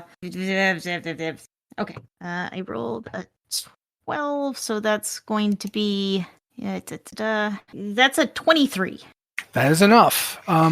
Do you have a way in mind that you wake him, or do you want me to do one? Well, on a success with the thing, he gets 2d8 hit points back. Yep, but before that... Do you have a way that you wake him up, or do you want me to tell you how you wake him up? I feed him. I pull a little elixir out of my belt that I feed to him. Okay. And then I slap his face. All right. Now roll the 2d8 to see how much health he gets back. Minus 1 for the slap. That's what Joe does. Minus 1 for the slap. Okay. That's 12. Okay, 11. He pops awake. Oh. Are you going to help us out now? No. Okay, I can do that again. It's very straightforward. I'm gonna dig into my alchemy kit and start working on making another dose of giant centipede venom. Go ahead. I'll just be working on this in front of him. What do you think is going to happen to me now? I failed her. What do you think is going to happen to you now? Go ahead, kill me. Don't help me. us. What? I don't care. You've cost me everything. This town was going to burn. Maybe it still is. Why did we cost you everything? Because now she's not going to want me. Why? Because I failed her. She's wanted revenge on this shitty little town for years. Why? Because her dad died? No, her dad. That man wasn't her father. That man found her. Whatever. And then what did he do with the gift he was given? The beautiful, perfect child? He tortured her. Every mistake she made, she was punished for. And when I say punished, I'm not talking a spanking. I'm talking hung from chains and whipped in that crypt beneath the temple. So she'd remember the celestial gift she was promised until she hated the very sight of Desna. Oh no, Ogwish is starting to connect some dots. Oh. He leans forward and over the man. She set the church fire, didn't she? Of course she did. That's why they never found her body. That's right. She fell in love with some idiot Varisian. I could have told her not to, but I wasn't here yet. When he abandoned her and left her with child, by the way, her father beat her until the child was no longer an issue, and then decided that would be fine to leave her trapped down there for the overnight to think about what she'd done, how she disappointed the goddess, as if Desna would have cared. To take him out? Did she hire the goblins to take him out? She didn't hire the goblins. She found something, a being that would answer her prayers, her mother, Lamashtu. When her child came out stillborn and horrible, she prayed to Lamashtu, and Lamashtu answered. The goblins came to her. They found her. because the goddess sent them. You think And I she care sent about them this town? to take out Tobin. To get her, to bring her to, and then he stops. Oh shit, I'm saying too much. Sort of look on his face. Doesn't matter where. You won't find her in time. Like you said, you've got nothing else to lose. So go ahead and kill me then. No, we're gonna drag you before her, I think. I think we need to take you to the Thistletop Shrine, huh? He looks somewhat. It doesn't take a check to see that he didn't know you knew about Thistletop. Because he didn't know you read the thing. He was unconscious. He's like... I mean, no, reunite you. Then his with face your changes. beloved. Everyone... No, just Tarn and Ogwyn make perception checks. That is a 20 on the die for a total of 28. Just a dirty 20 here. Okay, Tarn, you're not actually, you don't know enough about this guy to really have a tag on his emotions, but Ogwish has been through the training to suppress or control emotions. Not suppress them, but control them. And you know that he's about to say something that is going to be an attempt to get you to do something.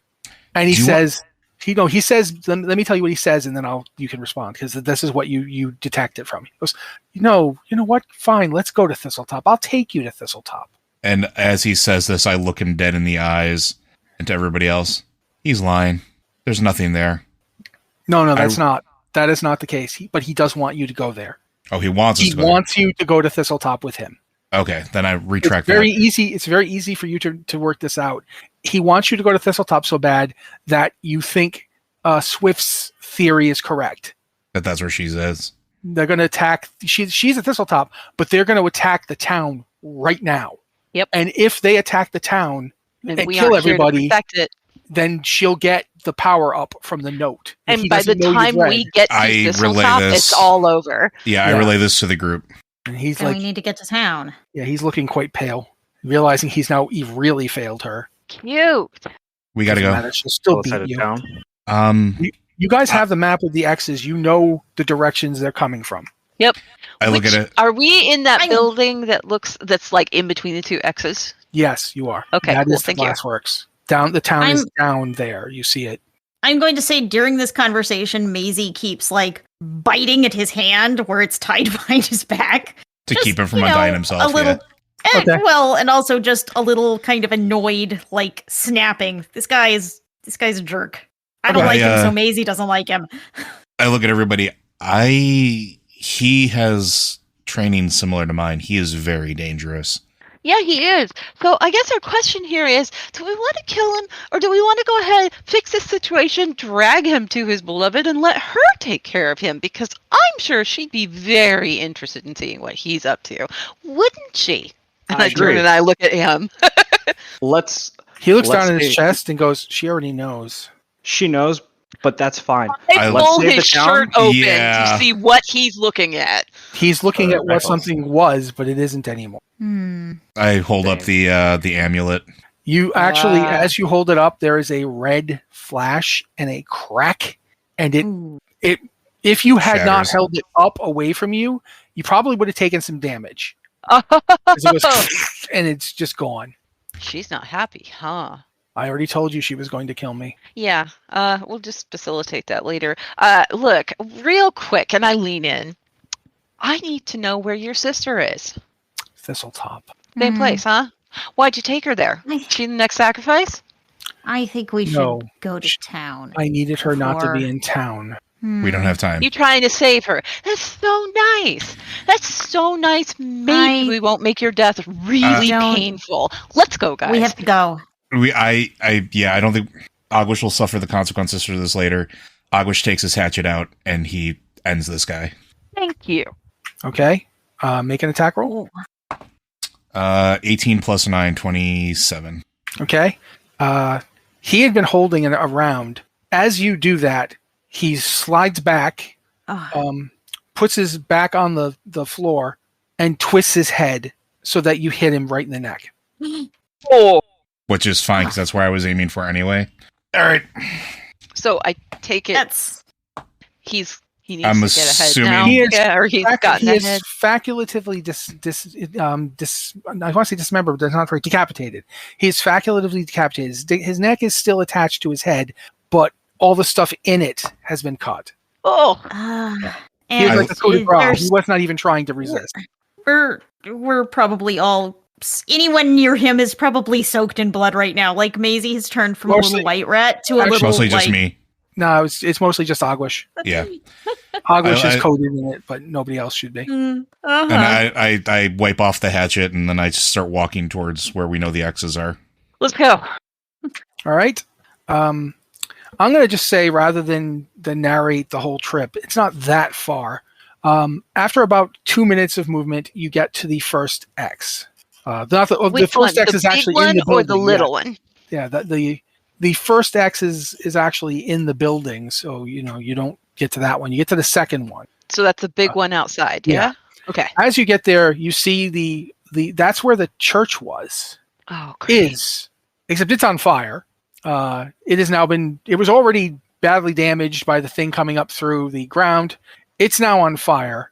We had sent the priests to the town, though, so... Yeah, but ahead of you, on the ground, since I'm blind, I can say that.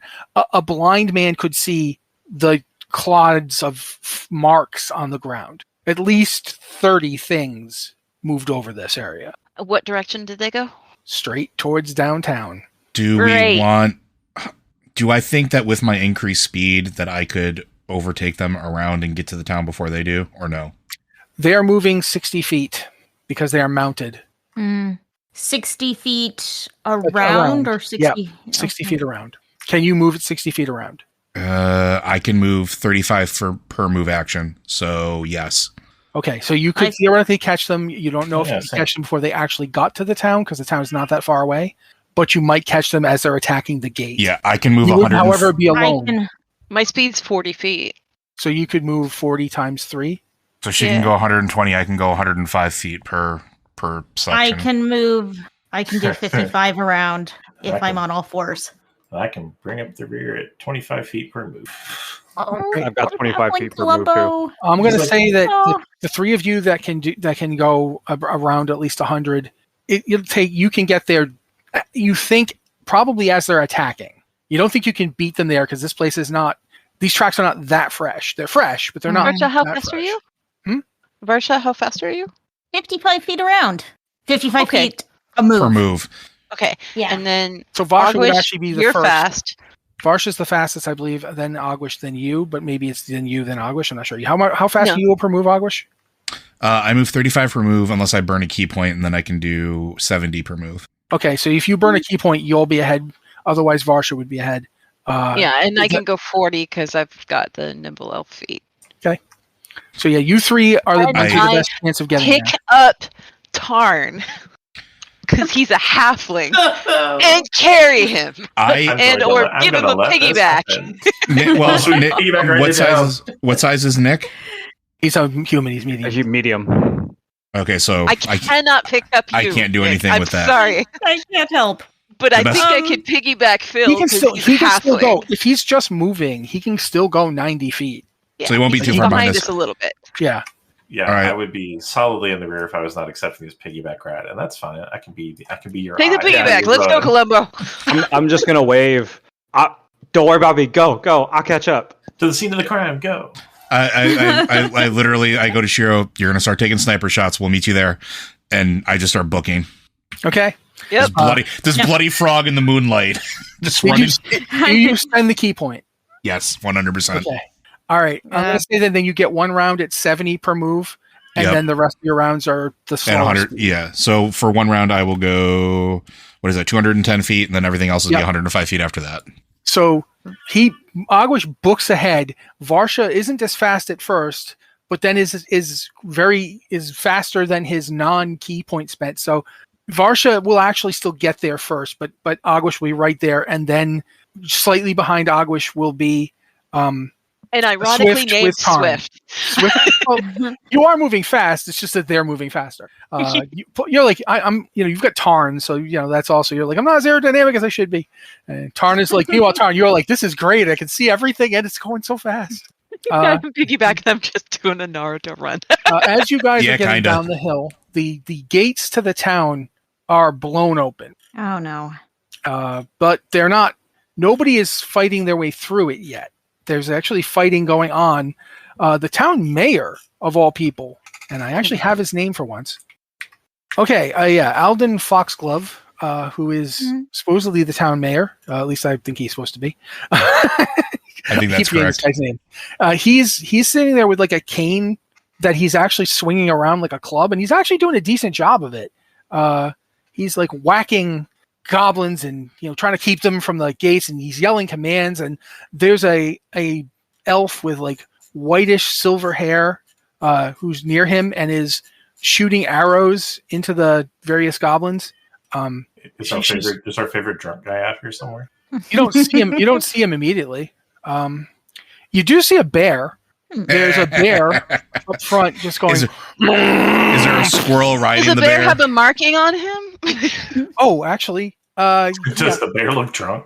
Hold on, I'm gonna make a perception check myself. I was gonna say if the bear has a squirrel riding him into battle, we've already won this game. No, but the bear is actually a chestnut reddish brown with a white belly, and like his butt and the stub of his tail are all white, and this kind of a spiral pattern. Okay. That's if you know what a red squirrel looks like, the bear is like a giant red squirrel bear. Like it's a bear, but it's colored like a red squirrel, and it's wreaking havoc. There are still a lot of goblins here, and they are attacking. Some of them have gotten into the city. There's fires in there. Varsha wants to get back up on her hind legs and pull out some alchemical fire. Okay, go for it. If I can do this before anyone notices us. There's a very good chance nobody is going to notice you. I'll make a quick check, but there is a lot going on. Yeah. I think I'm gonna. Yeah, I don't know. I'm gonna wait for you to be done, and then I'm just gonna go kung fu movie style here. I think. Do you want new initiatives, or do you want to use the initiatives you already have? Selfishly, I want new initiatives because my old one was so low, but I'll let everybody else vote. New initiatives I'm would fine make either sense. way. Yeah. Since our our situation severely changed here between. All right, I'm going to say then go ahead and roll initiatives. I'm going to ask people as I go down the list. So Swift. Sorry, I had to get up for a minute. There was somebody at the door. So initiative. Mm-hmm. Yes. Okay. That is perception. What are we? Okay, so 18. Varsha. Also 18. Ogwish. Also 18. Shiro, even though you're not there. 19. Ooh, Shiro's fancy. Think you're better than us? No, I'm just kidding. Price is right. Sarn. I think I'm better than you. 27. Tarn is exactly the same as last time. Oh, excuse me. Okay. Yeah, that means, Tarn, you are up. All right, so there are goblins pretty much just amok. There's at least 3 bugbears and like 12 goblins, but some of them are occupied. One of the bugbears is currently getting repeatedly smashed in the head with a stick by the mayor. He doesn't seem to be taking a lot of damage, but the mayor keeps hitting him. The mayor seems to be actually pretty good at dodging, too. The elf with the arrows is unbelievably good at dodging. But her arrows do not seem to be doing all that much damage just because there's just so many bodies to deal with, but they don't seem to be able to touch her. And the bear is just bearing. I believe in bear. All right, with the idea that maybe if we take out the question mark leaders question. Yeah, I was having the same thought. Yeah. I'm doing a cool flip off Swift. It looks cool in my head. Probably not. Okay, make an acrobatics check. Oh no. Excellent. Oh wait, I didn't hear you say anything, so yes. 22. Okay, it looks cool. Maybe not as cool as like you were hoping, but yeah, pretty cool. Cool enough to and not you fall didn't on my kick me in the face, head, right? so that's great. Yeah, it definitely looks like it did it on purpose. It doesn't look like it was an accident. It looks like you did a flip off of Swift and landed and did a pose, and everyone was like, "Good job!" And then you're like, "Well, I really wanted more," but there's a lot of fighting going on, and people are busy. Yeah. So yeah, was that one of my action?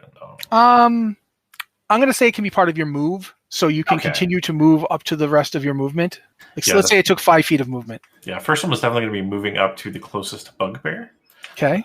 Second action is devising a stratagem, which I will try to. You actually hear. I'm going to just let you have this. Whatever you roll, I don't care. Yeah. But you hear in your head a voice: "Pick up rock. Hit him with the rock." Nothing beats Hit him rock. with the rock. Yeah. And you do this. You get him right in the groin because he doesn't notice you.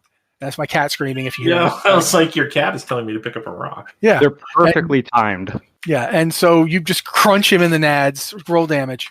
Oh man, what's the damage on a rock? I was going to use a rapier, I guess. Just use your rapier. Go ahead. Yeah. Okay, Same as if you pounched him with a basket hilt or something. All right, so let's see. 2 for the rapier, 2 for strategic strike, for a total of 4 damage to his testicles. He does not enjoy this. I'm going to make him make a fort save. Halfling just rolled up out of nowhere and hit him in the nuts with a rock. I wouldn't enjoy it either. Yeah, he takes an extra 1d3 of, I'm going to say just takes 3 points of non-lethal damage. And 3 points of hard damage. Yeah, is stunned. Why am I thinking of Monster Squad? Werewolves got nards! Yeah, very similar to this.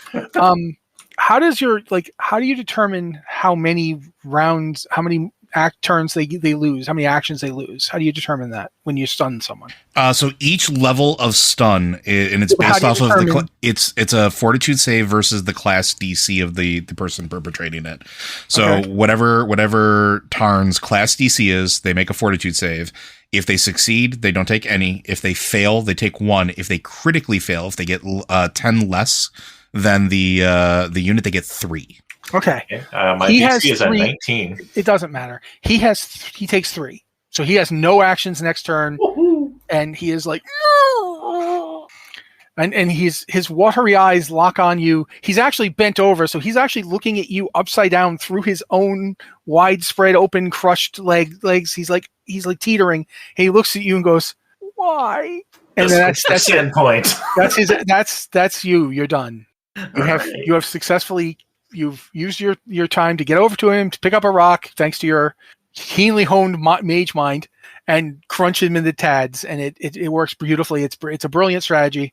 You're very proud of yourself for coming up with it. And in your head, you hear a crocodile man from a cartoon from 20-something years ago go, "Hit him with a rock," and that's it. Was a good rock.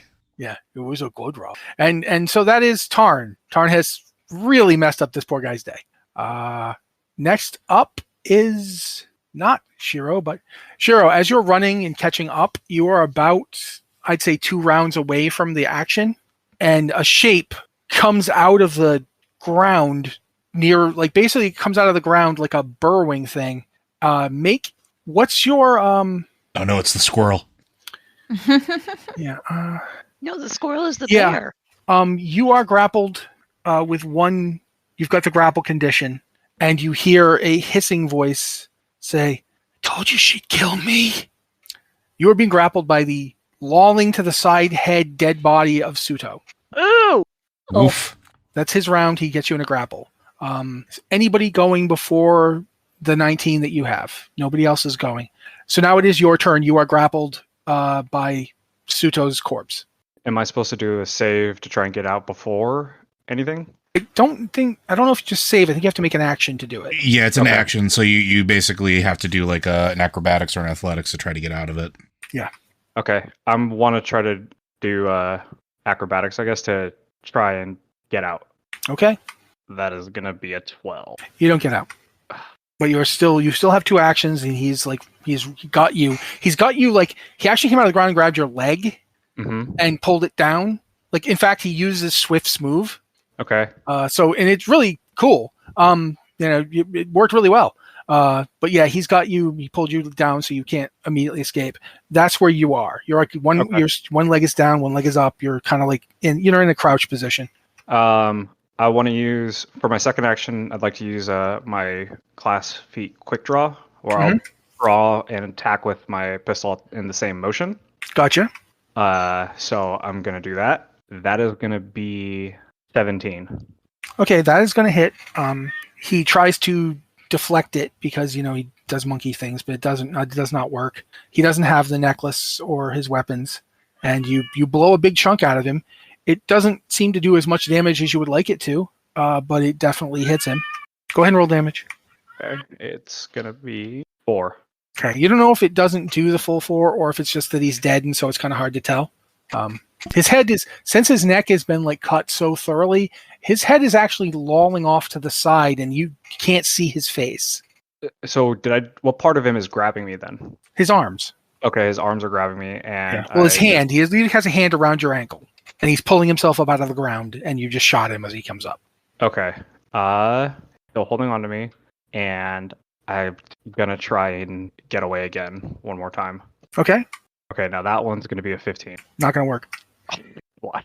I'm just gonna scream angrily at partially because a dead man is grabbing me, partially because I'm frustrated I can't get out. Okay. What do you scream anything in particular, or just a scream?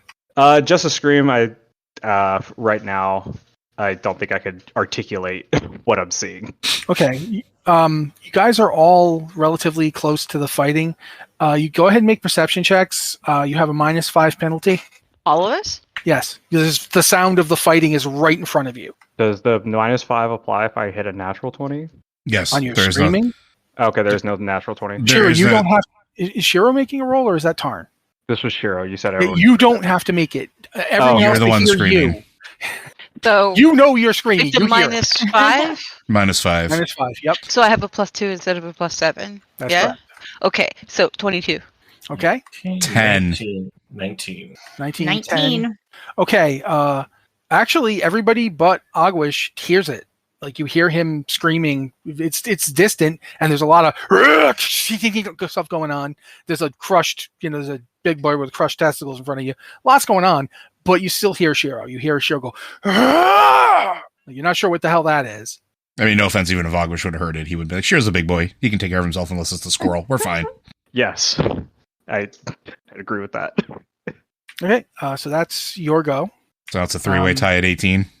Yeah, I'm going to say Agwish goes first just because I want to just get Agwish going so we can move on to other people. Agwish is a monk. You're a monk. You know, you're going to have some whack-ass stuff happening, and I'm going to have to figure out how to deal with it. So let's rip that Band-Aid off. You're up, Agwish. So I'm going to try to launch myself off of a tree, acrobatic style, just like Tarn launched himself off of Swift, to try to land on the same bugbear they did. So that's going to be my move action, and I want to do an athletics thing because it's cool, and I'm a monk, and I want to do some flippy shit. Okay, go ahead. Okay, that's a 20 on the die, plus 11, that's 31. Yeah, sorry, Tarn. The frog guy is really good at jumping cool. The frog guy is trained in jumping cool. He bounced, he jumped, he bounced, he rolled in the air, he lands with one foot on the bugbear, and his other foot comes around, and he actually just plants the foot on the guy's face and is gripping it with his frog toes. And he's just, there. Then what? Then I start wailing. You mean hitting him? Okay. Yes. I thought you meant like you start screaming. Like, what? Why? He's going to yodel. So the first one's going to be a 22. That's going to hit him. And the second one is going to be, so it's 18 comes to a 14 plus 9. So that'll also hit. Yeah, 23. So for purposes of resistance, this is a flurry of blows. This will be my 2d6 damage, which is 10 plus 1 is 11 points of damage. And he's already got stuns, so I don't really have to worry about that. So I will save it for something else. Okay. That's it. So that's my move action. 11 total? 11 total. Okay. Yeah, he did not enjoy it, but he is not dead yet. No, he's not going to be. And then I'm still standing on him as I wink at Tarn, and then pass my turn. Okay, so yeah, Agwish does a flip off of a tree and does a thing in the air and lands on the thing's head and puts his foot over his face and then starts pounding on him with his little frog fists. And the guy's like, "Ugh, ugh." And now he's just still standing on the guy as he teeters there. And okay, Varsha, since you have an explosive device in your hand. I do have an I want to aim for a cluster, has as many goblins as I can get within 5 feet of each other. That's not hard. Okay.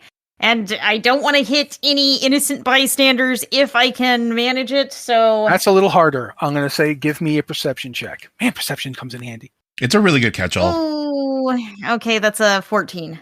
Okay, you might get the mayor, but you're reasonably sure you can use the bodies of the goblins to absorb the impact, so it won't get the mayor. You think that you can do this. And Maisie makes a very encouraging series of little chirpy sounds. Like, okay, yeah, thanks. Maisie, I appreciate that. And even if you don't do it, it's fine. Who cares if you kill him? He's just one pitiful mortal, and you're far more important. Well, he's even worse than a mortal. He's an elected official. Yes. Although he's the mayor of a very small town, it's not like he was like elected by a corrupt fishing cartel. He's just he's reasonably good at telling people, "No, I'll totally get a new fence put up," and then doesn't. So yeah, he doesn't do it, but damn you elected officials. That's a 27. Okay, is that to hit or damage or what? To hit. Okay, that would be a lot of damage. Hold on, let me make sure. Just roll this because I'm this part, but you get 8 goblins. 8 goblins. So, like, the primary target, the one I, like, hit in the face, takes... I had this up in the book. He takes 1d8 fire damage. Okay. 1 persistent fire damage. Mm-hmm. So I rolled a 3. Okay. But he also takes 1 persistent fire damage. So he'll be taking another one every round. Until he does something to put it out. Gotcha. What about everybody else? Everyone... They take 1 splash damage. From just fire splashing on them. Okay, so 7 goblins are all like going One of them is literally fire. So yeah, when you do this does get people's attention. Because you just flung explosives at them. Yeah, they're now aware you guys are there. Well, worth it. I was gonna say, I'm pretty sure if Tarn and myself have already made ourselves known, so this is fine. Yeah, we're extremely known. You didn't actually, like, the bugbear knew you guys were there, but he was kind of near the back trying to avoid getting hit in the face with a cane. Now all those goblins, the mayor does, like, now he rears back when you do that, and then he's holding up his cane, he realizes his cane is on fire. Oh, and then he just starts hitting people with the flaming with the flaming cane. Yeah, the better to smack goblins with. That is an extreme mood, and I'm here for it. Swift, you are up now. Oh wait, Varsha, you got more stuff. I'm gonna try and throw a second one. So Maisie hands me another thing, and I'm gonna throw it. Oh, I rolled a 2, so that does not hit anyone. Hold on. I'm gonna see if it hits someone. No. I mean, that's a 2 plus 3 after. Oh no. Yeah, I'm not saying I'm going to see if it hits any of the goblins. I'm going to say, do you lobby? Luckily for you, the dice I roll has convinced me you didn't throw it too far and get it into the town. You threw it too short, and so there's a big patch of burning stuff on the ground, kind of over there. But it does still do 1 splash damage to my target as long as I don't critically fail. Maybe. Okay. All right. Well, critical failure in this is 10 lower than the target DC to hit something. 10 lower. Oh, then I don't know. I rolled a 5. Then you did, in fact, critically fail. Okay. Oh, boy. So then it doesn't do any damage to any of the targets I was attempting to hit. Yeah, you've basically set there's a guard shack over there. You've set the guard shack on fire. There wasn't anybody in the guard shack because, guard shack is useless when you have to be actually doing some fighting. But now it is now on fire. But yeah. Oh, I got overconfident after that first one hit. Yeah. You're like, yes! That's Oops. Oh, sorry. Okay. Anything else? No, that's it. Okay, now Swift. Okay, so I figured out how to use sneak attack. I was going to say, yeah. Go ahead. Talk.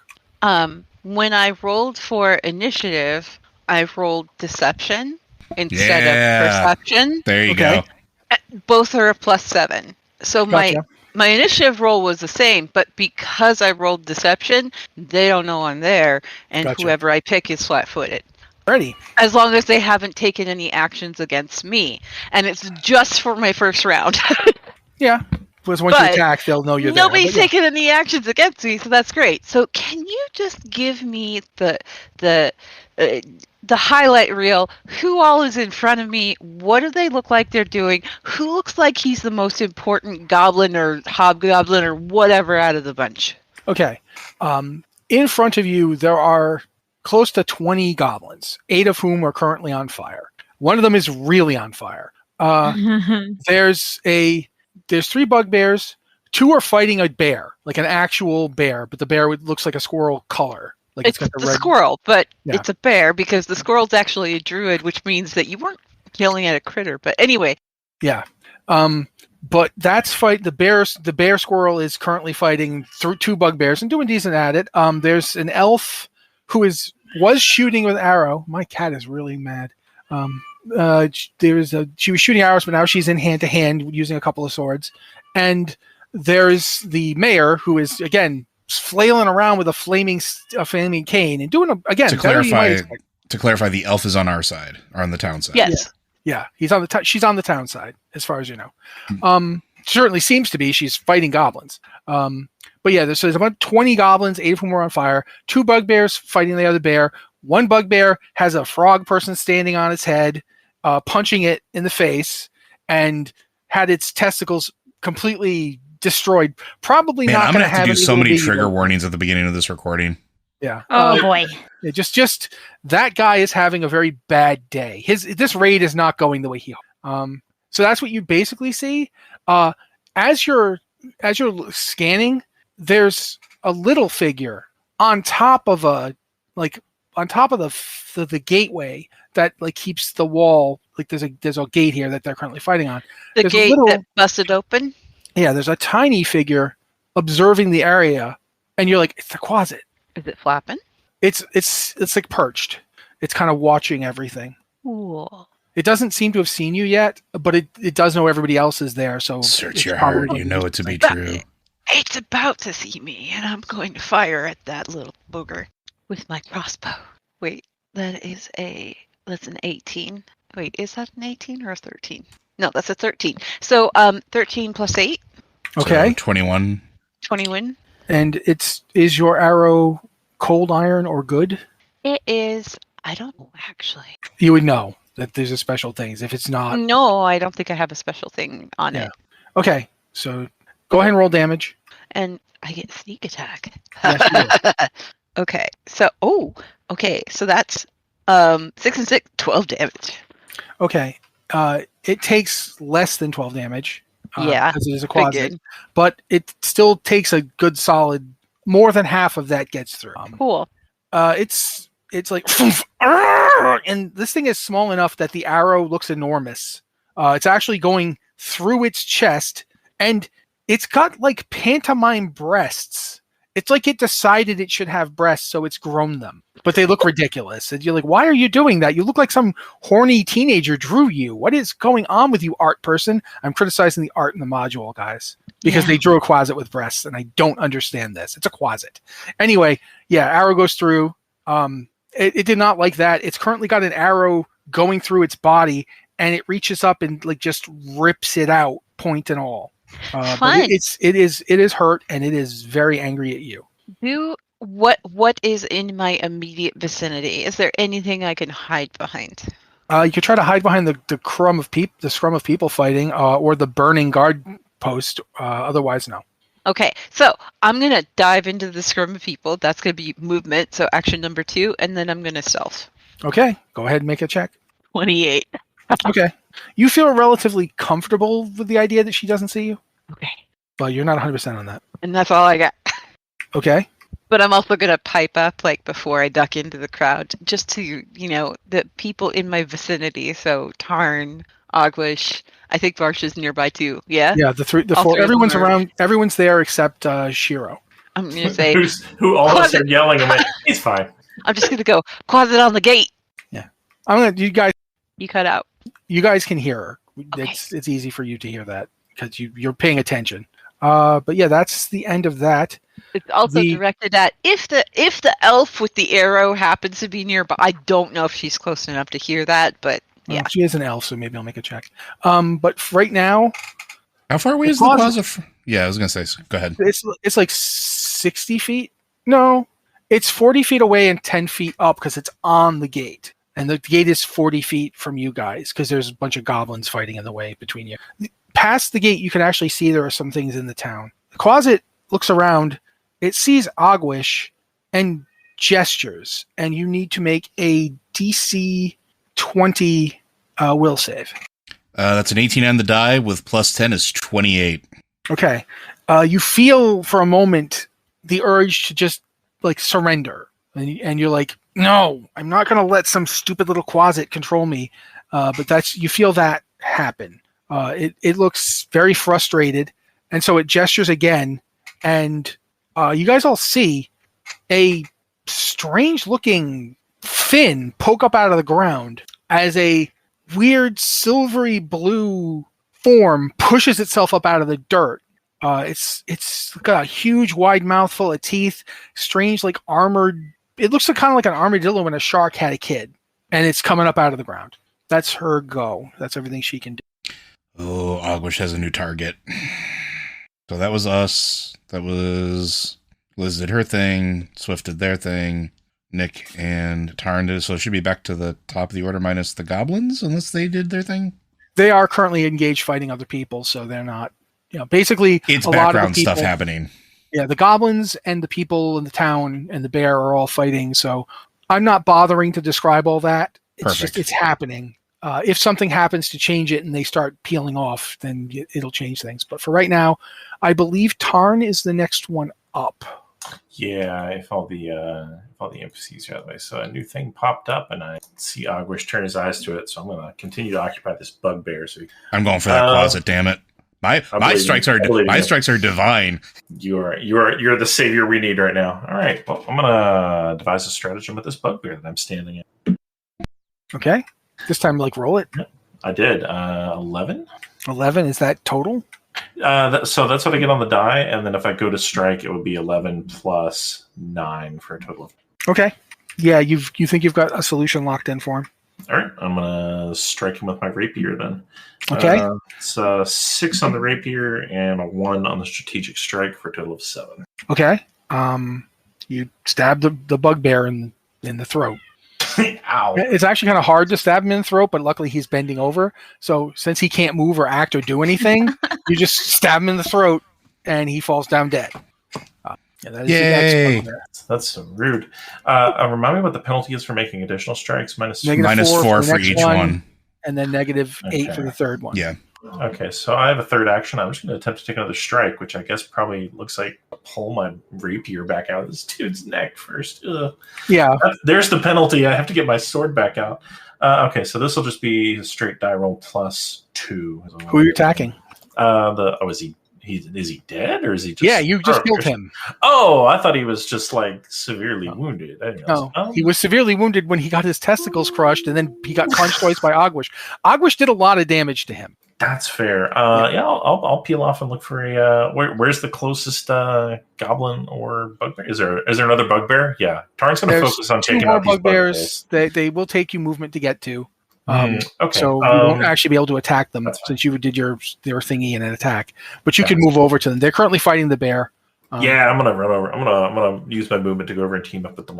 Team up with the bear. Hold on, let me make a check here. All right. Okay. So yeah, you're over there. Okay, cool. So I guess I would, if we were using a grid up maneuver, so the bear gets a flanking bonus. Yeah, you can do that. I'll say you can flank. Cool. Then that'll be my last action. Sneaking up on a new bugbear. Okay. Shiro, he makes several physical strikes at you, like flurry of blows. Okay. 17 gonna hit you. 17 does not hit. Natural 20. So yeah, he hits on that. Okay. What does critting do, Joe? Crit is only if it is 10 points higher than Shiro's AC. Okay, is a 31 10 points higher than your AC? Unfortunately, yes. Okay, so what's the effect? It depends on the weapon. So if it is it's his fist, he's flurrying of blows. Then he's just going to get an additional damage die. Okay, so you take 14 points of damage as he just punches you repeatedly with his undead fists. Okay. But the next action, he doesn't hit you again. Okay, is he still holding on to me? Yeah, he didn't let go. He still has you grappled, but he didn't attempt to deepen the grapple. He just attacked you. Okay. So help me, Matt. He came up from the ground, so he's fully all the way out now. Yes, but he's not standing. He's literally laying on the ground because he's got your leg. He just punched you. He punched up at you. He punched you 3 times in the testicles. That hurt. But not actually the testicles. You just punched at him. Yeah. Okay. He just whacked you in the gut 3 times. Okay, before I do anything, can I make any sort of perception check to see if there's obviously he's dead and that's not natural, but is there anything else that stands out to me? Okay, yeah. Sure. Go ahead and make a perception check. That's going to be 15. He is already decomposed. Okay. For my first action, I need to reload. Okay. My second action, I want to shoot at his wrist to get me to let go. Okay. Go ahead and make an attack. Okay, so I got a natural 20 on the die plus 11 is 31. Okay. That's 10 above his armor class. He doesn't deflect that. So go ahead. Yeah, Does that do the same thing, Joe? Like it adds a damage die? Or does it do I'm something sorry. else? He's firing a flintlock and he did get a crit. He confirmed it. So if it's just normal, it doesn't have any other special traits, it will be the additional damage die. Some of the ranged weapons have what's called deadly. So not only will you get the damage die, you'll also actually go up in a die category as well, which I think firearms are classified as deadly. Oh, yes. Fatal D8. So you're going to get your normal D8 plus the additional damage die, which will also be at that increased dice pool. Okay, so that means that instead of rolling a singular D4, I'll roll a D8 plus the D4? No, you're going to roll a D8 plus a D8. Oh, D8 plus D8. Oh, okay. So you roll twice. You roll 2 D8s. Yeah. And for those of you at home, if I'm getting this wrong, I apologize. This is what I've spent the last week ingesting. So let us know. It's a lot. See, I've got a lot of stuff to keep on my plate, so quite frankly, I'm just letting Joe be the guy who knows the rules better than me. So I like that we have somebody where we're like, wait, how does XYZ work? And they know. Yeah, and the new edition. I've had to learn. Because I've been reading something else instead. Well, not only that, but they also just did the new edition that just came out with streamlined a lot of stuff, and I realized that I actually messed something up myself with key points. There are no more key points anymore. It's just flourish abilities, which means I can only use one per turn instead. Like there is some things different that I know I might be messing up, so I apologize in advance. But I'm trying to do my best. Regardless, what do you do for damage? So that's going to be 14 plus 1 circumstance, 15. Okay, I'm going to say that you managed to successfully shoot his wrist off. Like his Okay. hand comes off because he is falling apart. Does it? And he just doesn't look like he's just taking any like real damage other than like just the amount of. Well, no, he looks like he's taking damage, but there's no blood coming out of him because No he's blood. dead. Okay. And he's decomposing. But you just blew his wrist complete off his body. Like there is a smoking stump where his hand was. Would yeah. you At this say point, that? I'm gonna. Go ahead. Would you say that once upon a time he was falling in love, but now he's just falling apart? Yes, actually. Okay. Because, I mean, he was falling in love. If we had inspiration, I would demand a dive. Yeah.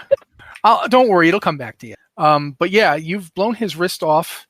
And as you've done so, he has now reached negative his total normal hit points, which was still the case. Even though he was dead, that was the thing that reduces him to the point where he's like slumps off of you and is literally like sliding apart. Like the flesh that's still on him is like turning into putrefied goo and sliding off his bones, and he crashes to the ground. You're no longer grappled by him, and yeah, if he isn't dead now, then you don't want to be him because there's like nothing solid left of his flesh. Stifling back vomit. I think I have one action left, or one part of my action economy left. I'm just going to turn and run towards the town as fast as I can. Yeah, you have one action left. So yeah, you'll go what's your movement speed? 25. 25. So yeah, you'll go 25 towards town, which means you will now crest the hill and you can see the fighting going on down the hill. It'll take you one round of 3 actions to get all the way down there, or you can take like one action and do it in three rounds. It's up to you. Okay. Theoretically, you could shoot at the place since you are now literally 90 feet away, which I'm pretty sure is in range of a gun. You could just stop at like at a certain point, just shoot down into the melee. You don't have to actually get up and close to them. So that's probably what we're going to end up doing. That was my last action. So that was Shiro's go. Before anybody else gets to go, the bear, using the flanking that was provided by Tarn, rears up and brings both of its front claws down and eviscerates one of the 2 bugbears. Cuts it into it doesn't even cut it. He smashes it into the ground, and it just kind of falls apart. It's like if Gallagher showed up in your hometown, nothing would be safe. It's like that. This is an ex-bugbear. It is shuffled off this mortal coil. It has ceased to be. So that's the bear's go. But the other bugbear smashes him good in the face with a 2-handed club. And he's like, and there's like blood streaming out of his head now from the counterattack from the bugbear. And now I believe that is Aguish. You are up. I'm going to Wait. try to... Oh, go ahead. Would you say that once upon a time he was fighting a bug, but now the bug is falling apart? No, because that's pushing it. Okay. Can't blame her for trying. I'm going to try as this body that I'm on slumps to the ground. I'm going to try to like acrobatics my way towards the closet, trying to get over the combat and get in its face. So okay, that's a 40-foot trip. So I'm going to say I want to see a DC 20 acrobatics out of you. Let's see what I can do. 28. That's 17 plus 11. You're okay. You are literally in midair descending on the closet. Okay. Then I will, because I cannot do Titan Swing because it takes 3 actions to do Titan Swing, I believe. I'm just double checking. Mm-hmm. Yeah, Titan Swing is 3 actions, but I can Flurry of Blows on top of this thing, which is exactly what I'm going to do. Okay. The first one is a 13 plus 9. Oh, yeah, that'll hit. And then the second one is a 19 on the die, which becomes a 15 plus 9, which should also hit. That hits, yep. Take the damage. And you do divine damage, you said? My fists are divine. This is not a magical attack, though. But they're divine, so it would be considered good, basically. Yeah, divine is the new good and the new refined thing. Yeah, I know. You might not have to convert this, so yeah. Yes. Divine does what you need. So that'll be 9, and then I need it to make a fortitude saving throw or be stunned, please. 23? 23 does actually survive. So it just takes the damage, and I'm just going to start pummeling this little thing as much as I can. Okay. So that's my turn. That's my move and my two attack actions. So okay. So how much damage did you do in total? 9 points of damage because it all combines into 1. So it's 9 points. Because for purposes of resistance, Flurry of Blows takes every hit and each die gets added together, and then you just do it as one lump sum. Actually, so it'd be 10 points of damage. Okay. Yeah. It screeches and is really, really mad, especially since it took the full amount. And when it gets to go, it'll do something. But for right now, you are basically in the air with it, trying to smash it again. Like your foot's down on the post, keeping you up there. Like you're like literally 1 foot's on the post, and you're standing in like a kung fu post, just swinging fists around. And you smashed it. I love this. It's just like Crane and Snake. It makes me so happy. That's your go, Varsha. The goblins are kind of starting to turn around to look at you. The ones that aren't currently getting hit with a flaming stick or shot with arrows or sword stabbed or what have you. The ones that are on fire? Yes. Well, but there's also other goblins that aren't on fire, but that noticed the big explosion. So pretty much 18 goblins are turning to look at her. Oh. That's a lot of goblins. When in doubt, I didn't. Anarchy, burn it down. I believe in you. I'm going to throw another alchemical fire at them. Okay. That's a 16 plus 8. Okay, you're targeting the same guy as before? No, I want to target a different guy. Okay. Just so I can get some more burning damage out there. Gotcha. All right, let me see how many of them see how many of them are clumped up. Okay. 6 of them are clumped up this time. 2 of them were the ones you got last time, and the other 4 are the ones who were not that close to them. So the initial hit does 4 damage. Okay. Plus 1. Yeah. Okay. Plus 1. The persistent, you think you said? 1 persistent damage and 1 splash damage to everyone within 5 feet. All right. Okay. Yeah. So and the goblin I hit now and the goblin I hit last time are both on fire and take 1 damage a round until they intelligently stop, drop, and roll or do something else to put out the fire. Okay. They're goblins, so who knows? Yeah. Yeah. And then I'm gonna look for anywhere to hide and get out of their line of sight. Okay. As this is all going on, one of the goblins dies because they don't have that much health. That's what I was hoping for. So is there any cover or just anything I can get behind to be out of line of sight of these guys? Well, there's the guard shack you set on fire. I'm gonna.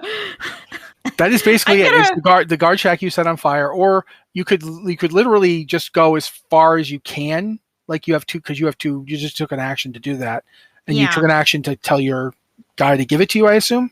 Yeah. So you can move your full move away, just straight away from them, and maybe they will lose track of you, or you could try to hide behind the burning guardhouse.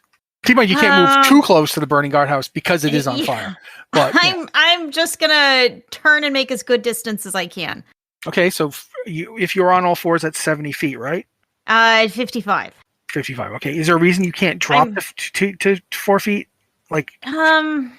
So if Maisie handed me my bomb, so I'm not, and I threw the bomb, so I shouldn't have anything in my hand. Yeah, you just have to be empty-handed.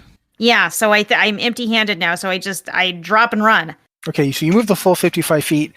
As you do, you see Shiro cresting the hill, and he's got a dead hand wrapped around his leg. Yes, I was going to ask that. So would you say that once upon... No. And I appreciate the commitment to the bit. I would do anything for you, but I won't do that. Yeah, okay. That's my turn. That's all I got. Okay. So yeah, Swift, you're up. Where is the closet in relationship? I'm currently up. You can actually see it in Ogwish. Ogwish bounced up there somehow. On top of the gate? Yeah, he's now balancing on the gate with one froggy foot just kind of wrapped around the top of it. There's like a boss type thing up there, and he's got his foot completely wrapped around it, and he is just laying frog haymakers into the closet, who is screeching and very unhappy. How injured does the closet look? Much more so from him than from you. But you should still shoot it if you can. How far away is the gate I'm at? Well, you basically dropped into the scrum, right? Yes. You are like 5 feet away from the gate, but then 40 feet up to the closet. Actually, at this point, the closet's 45 feet up because it's actually kind of above Ogwish, who is now like punching it in the air. So, did my stealth work on it? You don't know the answer to that question. Well, I need to know the answer to know if you can roll the sneak attack, and I'll tell you whether or not it actually happens. One moment, my cat just decided nothing needs to be on my desk anymore and just knocked everything. All right. Well, I'll try shooting it. Okay. That was a natural 20 for 28. Okay. That is not 10 above its armor class. Okay. It's 9 above its armor class. So you don't crit, but you definitely hit it. Okay. Wait a minute. Hold on a second. Does it being in combat with you give her a bonus to attack? Like, because are you flanking? Let's find out, because I think that is something. So it is a circumstance bonus. And I'm below. Give me 1 second. I'm reading. I got the thing up, so I'm just going through it real quick. All right. If we're for the people at home, we're trying to find out if Swift got a +2 to her attack or more, then she crit. So we're trying to find out if she crit. So the creature has a -2 penalty to AC when creatures that are flanking it. Okay, so that would be +2 to your attack, essentially, because its AC would be 2 lower, which would mean you did get above a 10 to hit it. So you have crit it, which means you get an extra damage die. Is it an extra D8 or the sneak attack, which is a D6? It depends on is your thing base a D8? Yeah. Then the crit is an additional D8 because it's a weapon die. Yeah. Okay. All right. So you get your 2d8, 1d6. Yep. Okay. Oh, that was okay. Okay. 14, 15, 16. Okay. Because there's nothing special about it. It has DR against it, and how much of that was the sneak attack? 14 of it was a sneak attack, and then 14 was the 2d8, and then the sneak attack was 2. Okay, the 2 doesn't do anything. They knew you were there, but you still get 14. You guys still get 9 points of damage on it from your critical hit. Okay. Because it resists some of it. It is now gone from like almost smugly shrugging off your attacks to it's badly hurt and very angry. Yay! Okay. So that's your round. I mean, no, it's not your round. It's your first attack. What else are you doing? Is there anybody else in the vicinity that looks like they are in a leadership position, or is it just the closet? Because that note was pretty specific that it was the closet's freaks. Yeah, that looks like the closet is in a role of command here. Okay. I'm going to stay where I'm at, because if I am in this position and I flanked, then that means Ogwish also gets flanking next time he rolls up, yeah? Yep, sure does. Okay, then I'm staying put. Okay. DC 20 will save Ogwin. Rolling dice. 18 on the die, plus 10, 28. Okay. You again don't stop attacking. The next thing that happens is, yeah, I guess that would work. The closet just vanishes. It's like it's poof. It's no longer, you don't see it. Okay, and then also on this turn, since nobody reacted to it or did anything about it, Tarn, Well, there was the that giant thing, the shark Yeah. monster thing is charging at you, Oh no. and it will be making attacks. Does a 24 hit you? It does. Okay. Not a crit though, just a regular hit. Yeah. Hold on a second. Okay. It bites down on you, and its massive teeth, like they're like sharp pegs, come crunching down on your body, and you take 12 points of damage. Ow, my body. Then it. Okay, hold on. No, you're not. Okay, it doesn't. You're not designated that way. It's then like lifts you up with its mouth. Make a. Well, no, I think it makes a check against your DC. What's your athletics or your acrobatics, whichever one's more favorable to you? That would be my acrobatics, which is a +8. Okay. Oh no, you're good. Never mind. It doesn't succeed. It tries to lift you up, and basically you get the sense that it would have lifted you up, opened its jaws, and you would have fallen into its mouth. Oh, gross. But it does not succeed at doing that. Frustrated, it then makes. Okay, how high up are you guys, Aguish? So 40 feet? I was 40 feet up. Okay. It jumps, and it does manage to get 40 feet up, Okay. but it does not reach you. It crashes into the top of the fence, and the whole fence sways, but you're like, you're held on. Your foot is gripping this thing, and yeah, the thing is now up there and it's going, but they can't What's attack. made out of? Very sturdy wood. Oh, okay. Because I was Yeah. like, it sways. What is it made out of? No, Yeah. this is just a chonky boy, huh? Yeah, this thing is pretty big. Okay. So yeah, it's up there. It's growl, hiss, noising. It's not really a growl because you're not sure if fish growl. You don't know what that noise is, but it's disturbing. I but that's really wanted to hurt the Quaza, but I'm gonna have to fight this thing instead. Sad face. Okay. So that's, I think Swift went. They go. Okay. Yeah.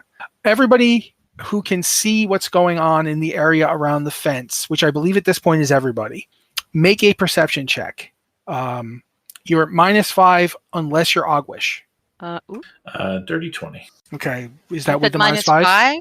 Yes, that's Yeah. with the -5. 17 25. plus 8 -5. Okay. So 20, and how much for the next person who spoke?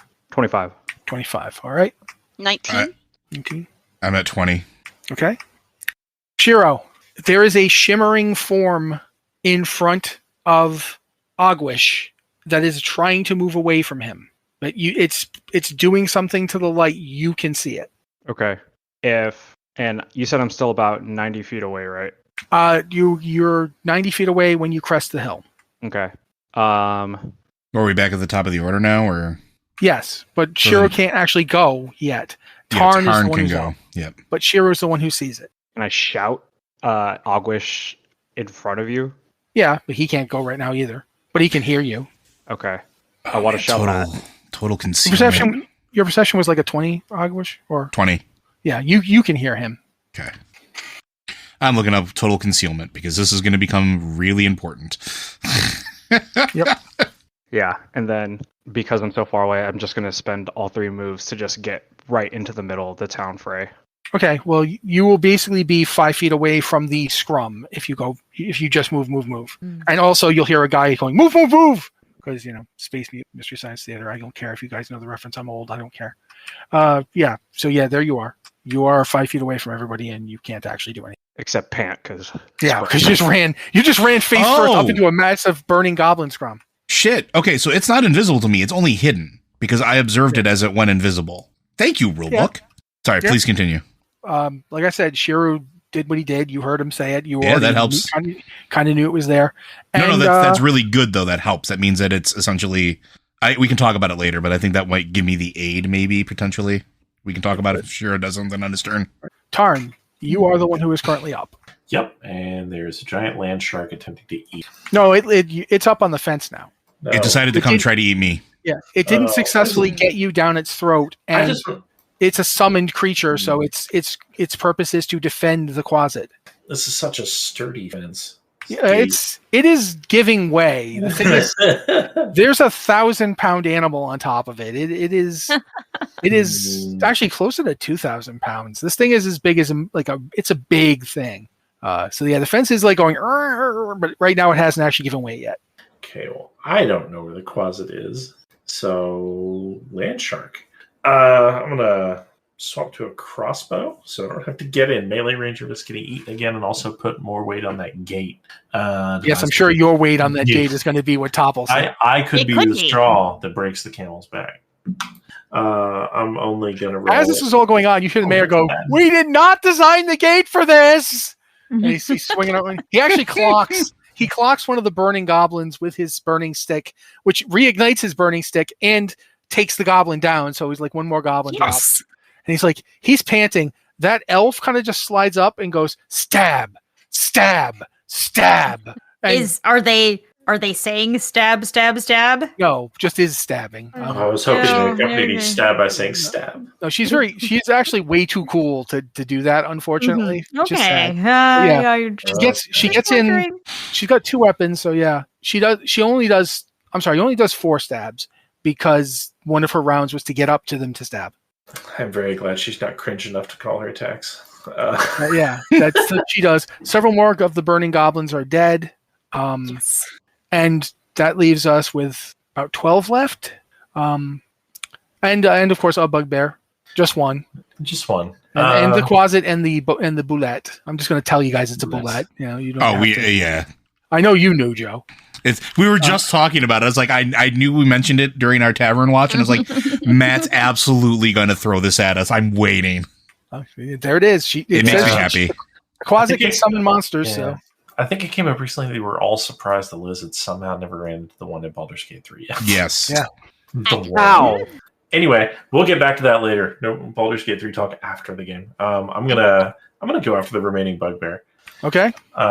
He currently doesn't know you're there because he's got a bear. He just hit the bear in the face with a club, so the bear is like very angry with him. He's focused on that bear. So yeah, he doesn't know you're there. So he's a very easy target for me to devise a stratagem against them. Okay. Okay. So a 10, and then when I do a strike, that'll be a 19. Okay. Do you then make a strike? Yes. Okay. 19 is going to hit him, and you actually this time is absolutely nothing fancy about this. You shoot him in the ear, and the crossbow bolt comes out the other side, out the other ear, but doesn't come all the way out. And he just kind of goes for a moment. He's like, "Wait, am I dead? No, I'm dead." Falls over. So yeah, you have killed him. Because he was already pretty beat up. That bear had been hitting him. So yeah. Say the bear got to him first. So. The bear's like, well, I'll take my last action to reload then. So I'm ready to go next round. All right. At that point, the bear jumps up on the fence. Does he make the roll? Oh my god! Oh. And he turns into a squirrel, doesn't he? The bear, no, he doesn't. He stays a bear. But he manages. He doesn't get 40 feet up. He has to jump, claw his way, climbs up, uses his move to climb up.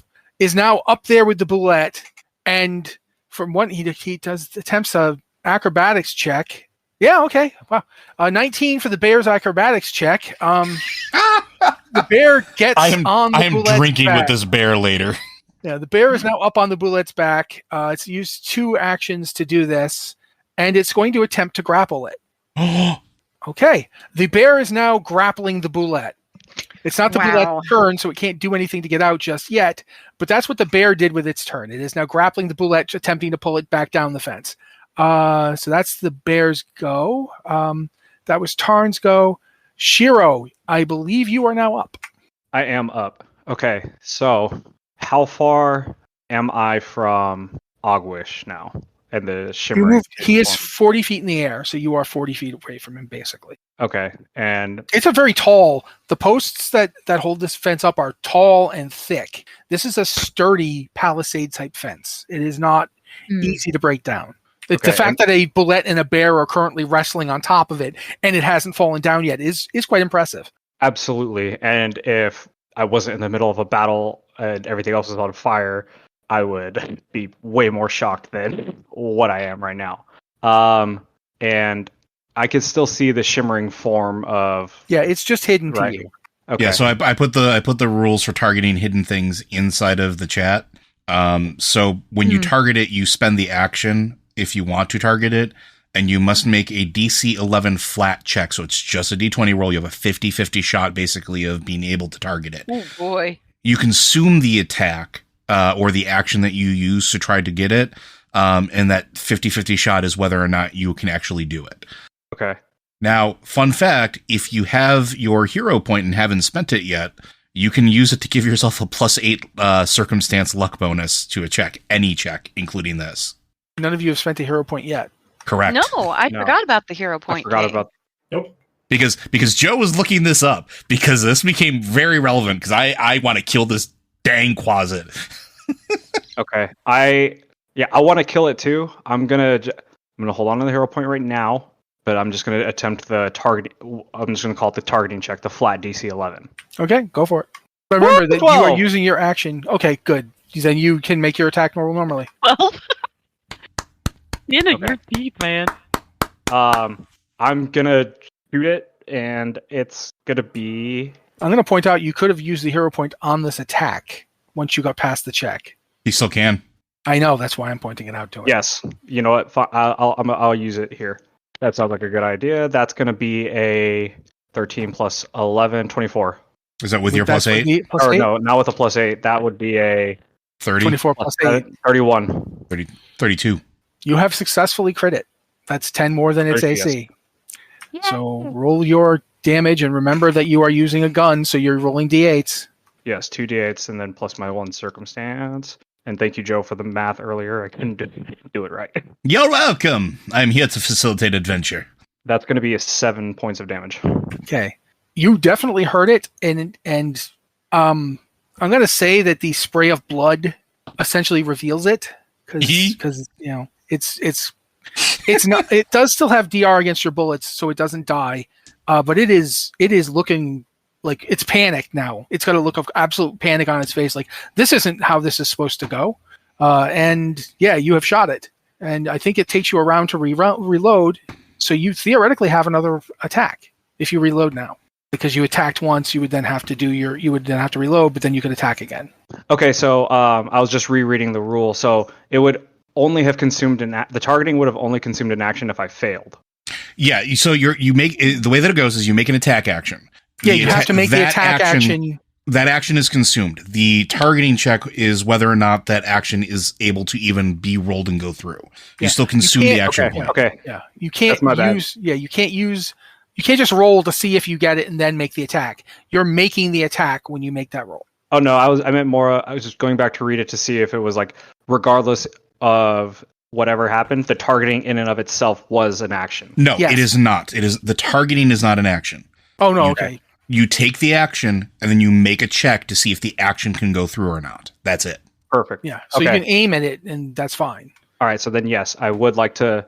That would give me 2 actions instead of 1. I will reload, and I will take another pot shot at this, and that's going to be after that 22. Okay, that's not a crit, but it does hit. Is that with the -4 from taking a second attack? Yes. Yeah, that's going to hit just barely, but it does not crit. Okay. That's going to be 2 points of damage. That's 2 points total? I rolled a 1, and then I get a 1 to circumstance. Yeah, it doesn't do anything. Bounces off it. I'll just tell you guys, it's got DR5. Yeah, I figured. Yeah, I figured. Mm. So anything below 5, it just, bing, doesn't do anything. But the first shot messed it up, and it's now visible because it's covered in its own blood, which is not red. It's kind of a horrible murky black. That's not great. But regardless, Shiro, I think that's it for you. That's your total round. Yeah, that's it for me. Okay, that means we have the 18 triumvirate, which means Ogwish is up. I am going to now do the complete Battletoads thing that I've wanted to do the entire time since making this character, as I leap into the air, inflate my fists for a Titan swing, and come down with a double axe handle on this thing, which consumes all 3 of my actions. And I will use my hero bonus to add the +8 because I really want to hit this thing so bad. Okay, go for it. You need a 31 crit. That is a 16, which becomes a 24, which becomes a 32. And you have crit. So that is 15. That is 15 points of divine damage, and I literally do spike this thing 10 feet towards the ground. Okay. The Quasit is trying desperately to figure out how it can get away from you when you leap up and your fists swell up like Miss Marvel in beginning of her hands, and you smash them down on it, and it takes the full damage, which is enough to snuff out whatever you'd call the Quasit's existence. It smashes down into the fence and is actually impaled on the point of the metal thing that you've been standing on, and then you land and your foot kind of goes down onto it, driving it down further onto it. At this point, the boulette is shaking its head, and you hear the bear growling at it in something. If you have speak with animals, you could understand it. Otherwise, you just hear the bear going, and the boulette's like it doesn't know what's going on. So that's happening. But yeah, there are now some goblins, and that's it. The bugbears are all dead, I believe. Yeah, and my actions are all done, so you guys are up. Yeah, Varsha, there are 12 goblins left. 12 goblins left of the original 20, because some have died from your fire, some have been killed by the elf, some have been clubbed repeatedly in the head by the mayor. There are guards and stuff fighting in other places, but you can hear them, but you don't see them. Mm-hmm. So I've backed off about 50 feet last round. Yeah. Yep. And is there still a crowd of goblins heading my way? Yeah, they are. Well, I'd say about 5 of them are heading towards you. The other 7 are still engaged in fighting at the gate. Okay, they will be going after you and Swift. So theoretically, they have not actually moved yet. They've not been able to use their move action yet. So right now they're still there, but they are definitely going to come out because they don't want to get hit by another fire thing. I have one more alchemical fire. Okay. And I'm gonna throw it at them. Okay. Make an attack roll. No, it's an 11. Is it 11 total? 11 total. Yeah, that's not going to hit. Yeah. But the guy you're throwing it at takes 1 damage? 1 splash damage, as long as I don't critically fail. Yeah, which you didn't. Roll a d6. Okay. And give me the number. That's a 3. Okay. The grenade goes really wide, but when it crashes on the ground, 1 blob of incendiary does hit a goblin, and you rolled a 3, so that goblin is the one who you hit before last round, so he actually dies. He dies. So 1 goblin falls down dead. The other 4, however, are crazy rat thing is throwing fire at us. I like rats, but I hate fire. Yeah, let's kill it. So, but they haven't done anything yet, because that's your first action. You've got 2 more. Oh boy. Wow, I'm gonna be in trouble here. Out of the main fighting, but trouble. I am going to I'm gonna use I'm gonna drop down on all 4s and make another 55-foot run. I don't want to run straight away from them. I want to kind of run around, let's run towards the flaming guard building. Okay, so you kind of head in a diagonal. That does take you 30 feet closer to them. Oh, I don't want to. I want to stay beyond 30 feet of them, though. So yeah, it's kind of circling out around them, keeping some distance, but not. You can be 30 feet away from them. Yeah, I don't want to get too far away from the action. I really want to get something between me and them. I guess at least I have their attention off the town. Okay, this is good. This is good. We're okay. And that's I think that's it. That's all I can do. Okay, Swift. 4 of them are on her. They have not actually gotten to move yet. But they're watching her. They are going to go. They are going to go. It's obvious. And how close are they to me? Not very far. You jumped into the scrum. You're theoretically within 5 feet of almost all the goblins. Cool. You're hiding, so they're not paying attention to you. Maybe they think you're dead. I don't know. Flat-footed, then? Yeah, that you hid. Nobody has detected you. Cool. I'm going to let go of my crossbow, and I'm going to use both hands, and I'm going to pick up my battle lute. And I'm going to swing at one of them, at least one of them, screaming like a mad woman. Like, I want to scare the wits out of these stupid little guys. Ordinarily, I would ask if the lute is a finesse weapon, but I don't care. Go ahead and make attack damage. Not. You gave it to me as like a special. Yeah, I don't care if it. Okay, what cool. I just I'm gonna roll. Go for it. And my dice fell off the table. Wait, hang on. That is a That is, what is that? That's a 14 plus 7. Okay, you've rolled 7 21? above. Yeah, 7 above their armor class because their armor. Can class I use is my 14. hero point?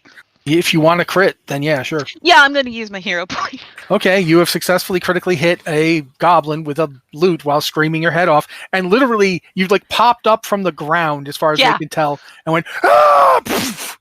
Yeah. So yeah, that's what you all see. It's like Because I'm holding it as a two-handed weapon. It's a 2d8 plus the sneak attack. Yeah. 2d8 plus the sneak attack. Yes. Okay. Let's see what I do. Swift just El Kabongs this goblin. Yes, literally. I just rolled a 5, a 4, and an 8. Okay, there is one less goblin. Literally, like, just they're all going, "Let's get her!" And then suddenly, Swift pops up and goes, "Ah, bong!" And that one guy is like, kind of like just looking off into space for a second, like, "I never saw this. This is how I died," and just boom down on the ground, the dead goblin.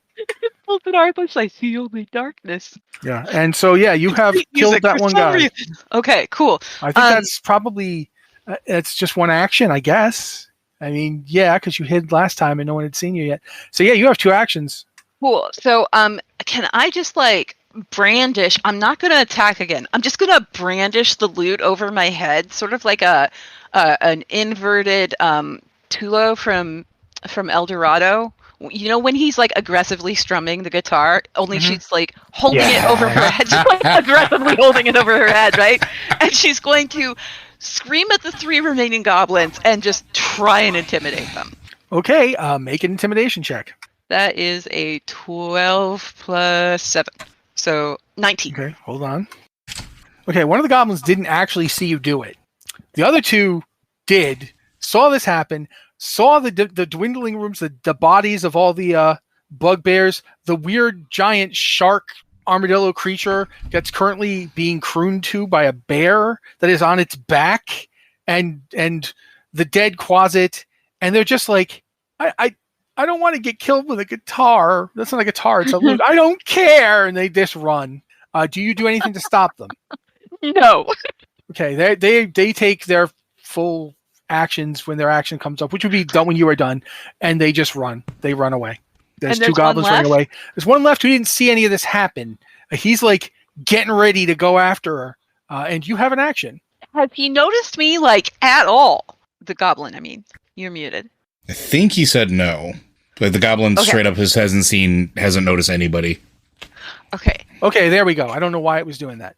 Weird. The goblin does not see you. I rolled so terribly on his perception check that you could have literally said, "Hey, I'm talking to you," and he wouldn't have noticed. He just really wants to kill that rat. And he hasn't even noticed his friends run because they run off in the other direction from him. So he's getting set. As soon as you say, "I'm done with my actions," and you have one left, he is going to go after that rat, thinking he will have his friends at his back. I am going to go ahead and try and hit him with the lute again because I'm still holding it, I guess. Okay. So I almost feel bad for him. No. So now, and that's a -4, right? Yeah. Yes. Yeah, it's a second attack, so yes, -4. Okay, so that was a 13 plus 3. 16? That will hit him. It's 2 over his armor class. Okay, and I'm assuming I don't get sneak attack on this. No. Okay. That is 7. Kabong! And he's like, "We're gonna kill." Ugh. Falls over. Is he dead or just unconscious? You didn't say you were doing non-lethal. He's dead. No, I wasn't doing non-lethal. I was just wondering if I knocked him out or splattered him. You caved in his skull. He has no skull now. He is a goblin. Oh no! He's like 3 feet tall. You just went bonk on the top of his head, and he's gone. The battle lute is reinforced for hitting. It is a club that can also be musical sometimes. I'm gonna sling it back over my back and pull out the crossbow and go, and turn to Varsha and go, okay, what next? Okay. Well, Now we actually have a few other people doing things, so we'll handle that. The mayor makes an attack roll. He doesn't succeed. The bear has now apparently, as far as you can tell, that Boulette and the bear are coming down off the fence together, and the bear is talking to the Boulette in bear. If anything, and as you're watching, the bear turns into a armadillo and gets up on the Boulette's back. It's still a red armadillo with like a little swirl pattern, but it's an armadillo now. And they're now talking in what apparently is the shared speech of armadillos and Boulettes. As that's happening, the Boulette is now looking at the remaining goblins, of which there are like 4 or 5. 4, 3, 2. Okay, the elf killed 3 of them. I killed 2, and then the other 2 ran off pissing themselves. Yes, but the other elf, the white-haired one, is just stabbing them, and she's like, she actually looks at you and goes, "Nice loot. Thanks. Where'd you get it?" It's very special. I would bet. I'm going to ask you stuff later, but she turns and stabs another goblin. We were kind of busy right this second. Yeah.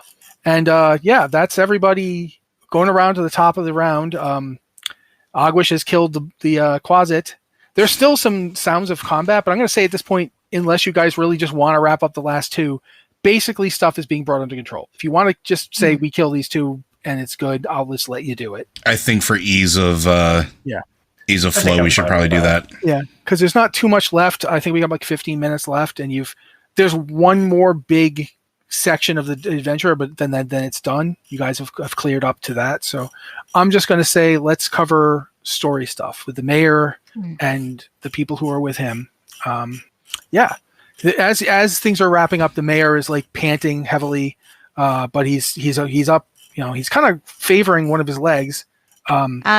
The one because he doesn't have a cane currently because his cane is the cane is still there, but the head part is on fire, so he has to put it out, and then he's like holding it. And he's like, "Ow, it's hot!" So he has to he has to delicately get it to calm down. Varsha's going to run around and bandage anyone who looks particularly injured. Okay, that takes you a couple rounds, so we'll say that stuff's going on. The elf with white hair is named Shayla. Shaylu, and she's like kind of like a important person in the guard. Not really the guard in chat, but she's sort of like she's like the town head hunter essentially. So she's usually involved in the goblin fighting, and she's like as she's like sheathing her 2 swords and putting her bow on her back, she turns back to Swift and goes, "So, what's your name?" Swift. Hi, I'm Shayla. Hi. So, we got a problem. Yeah, and I'm going to take out the paper that I was reading, and I'm just going to hand it to her. She looks it over. Oh wow. Okay, yeah. I knew he was a shithead, but I didn't know he was that bad. Where is he? Did you guys kill him? Yeah, we did, but she's still a big problem, and the problem is that maybe the problem that she's having is kind of justified. And then I tell her about what we were told about her treatment at the hands of if her father, after her she quote hears unquote that, father. After she hears that from, she goes, "Well, yeah, if he was still alive, I'd shoot him, but that doesn't mean I'm going to let her kill everybody in this town so she can get like what monster herself. I don't even know what the heck that is." I also want to say that the demon she's trying to summon, I'm not sure, but she's just trying to raise the city to the ground, and that's not cool. So yeah, definitely. I'm just saying. She turns to Shiro. Maybe she could be reasoned with, and then I'm going to shut up. She turns to Shiro. What'd you say, guy? Sorry, Shaylu. I didn't hear your name. Shiro, if you're looking for Suto, he's liquefied back up on the hill. And I'm going to pull a hand off of my foot. You got a hand. Okay, that's gross. Bill thought we should give you a hand. That's fine. I don't. Wait a minute. Maybe that's important. Hey, does anyone know where the priest is? Maybe he can talk to that thing. I don't know how this works. Someone find him. We saw him at Family the wish. church, and then we sent him into town. Yeah, she was like yelling to guards to go look for him. Mayor. And there's way she says mayor. It sounds like what most people would say, deviant. She does not seem particularly impressed with the whole idea of a mayor, but she does go and say, Alden, it's Aldern. Thank you. Oh, wow, my leg hurts. Thank you so much for your arrival. I don't know what we would have done. They would have just kept coming and pressing in. We'd already have all our guards in the city trying to hold them off, and then more of them came to the gate. If more of them had come than this, I don't know what we would have done. I guess we would have died. Thank you. What can you tell me? And as you basically tell him what you told Shailu, she hands him the note. He reads. He goes, "I can't believe it. He was so important in the town. He baptized most of the children. The Desmond faith is very strong here. I can't believe he and to I don't know what. I have no idea. Thistletop is fairly distant on the island. It's within a day's travel, but that they could have moved so many goblins this close to the town without us knowing it. They took the smugglers' tunnels under the glassworks. There are smugglers' tunnels under the glassworks? He looked back at the note. I guess I missed that part. I didn't know that. Shailu, could you find the senior taijutsu, please? I'd like to have a word with him about there being smugglers' tunnels under his glassworks. Yeah, all right. And as she goes to turn, she turns back to Swift and goes, I'll look for you later. Sure. Everybody but Swift make a perception check. Boop, boop, boop, boop, boop. 17. 29. 21. Okay. 16. Varsha, Shailu is heavily flirting with Swift, who does not seem to be picking it up. Yeah, that... Honestly, Varsha's not going to say anything. Varsha's just keeping an eye on things.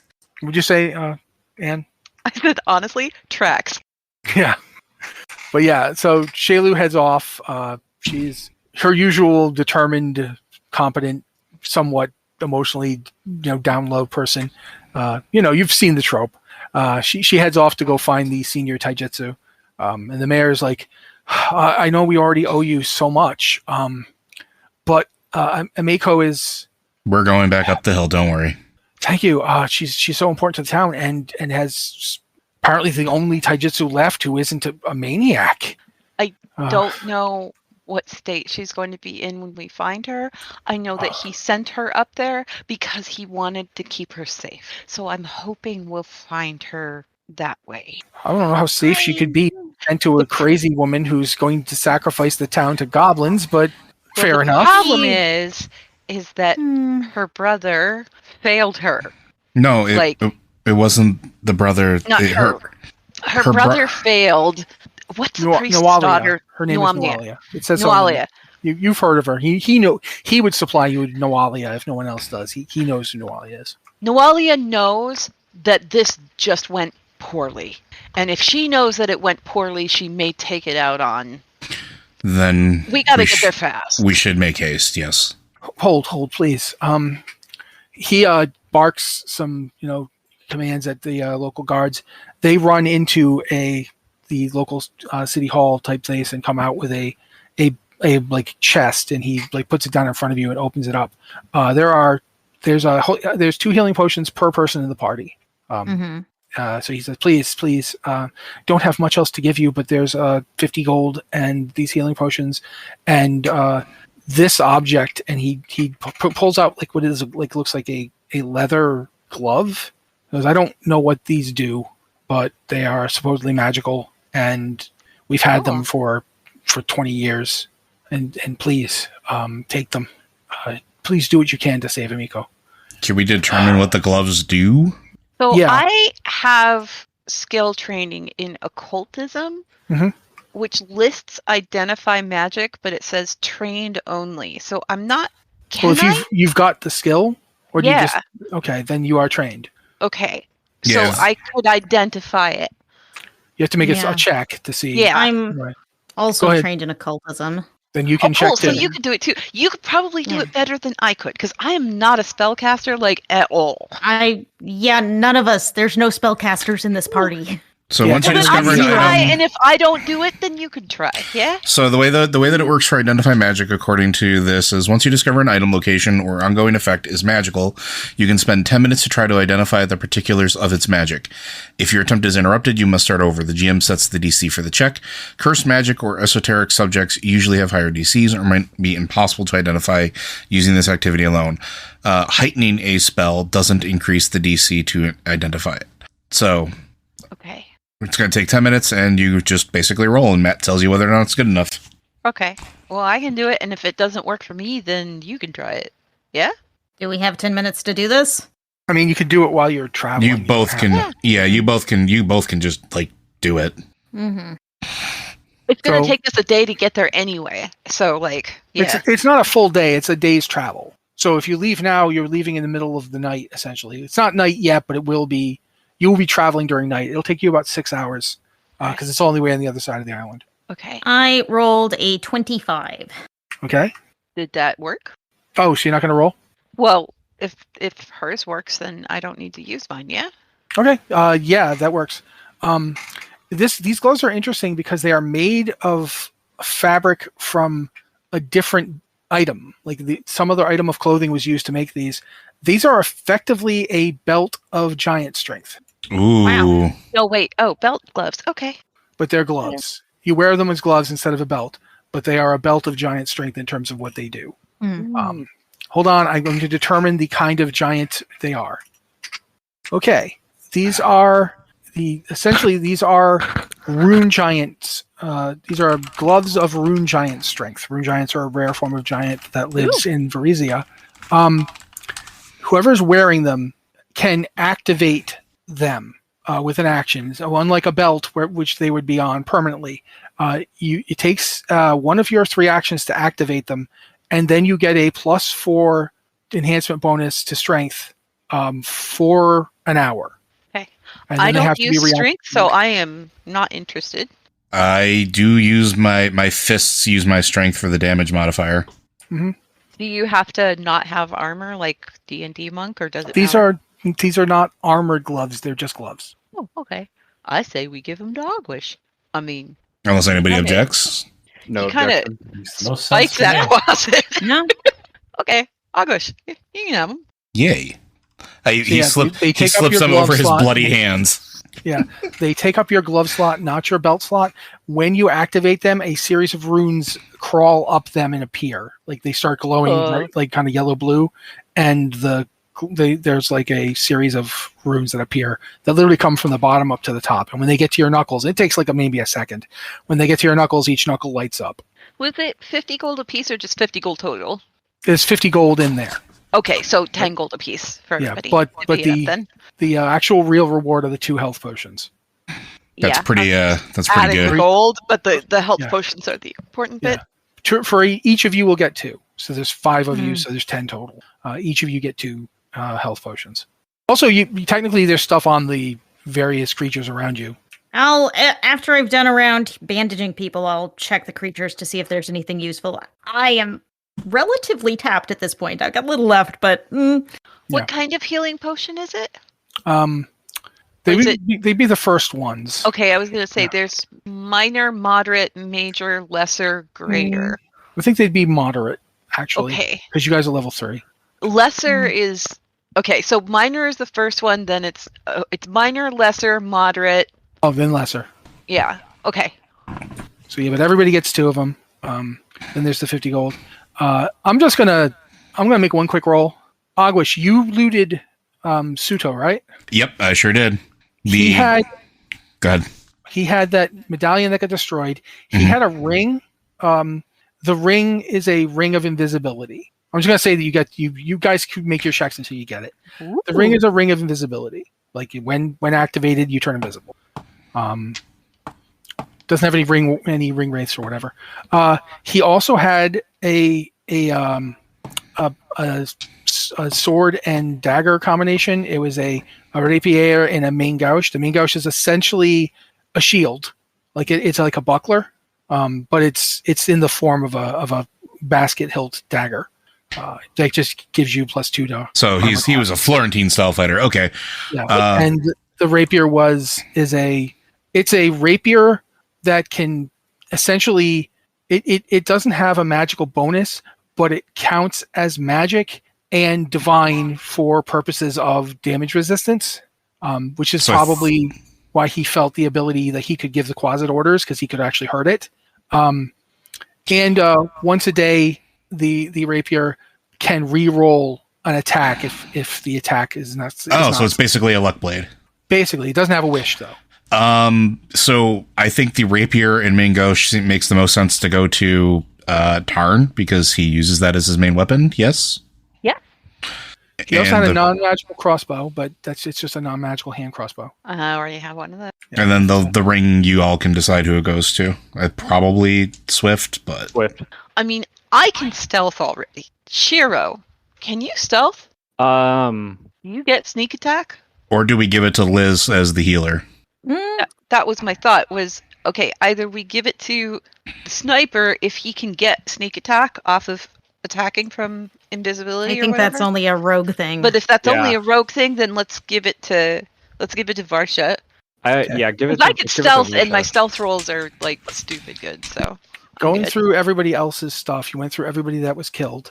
The bugbears mostly had garbage stuff like big clubs, but there's about 32 gold total from their 3 bodies. The goblins, the 20-something goblins, had maybe another 20 gold total.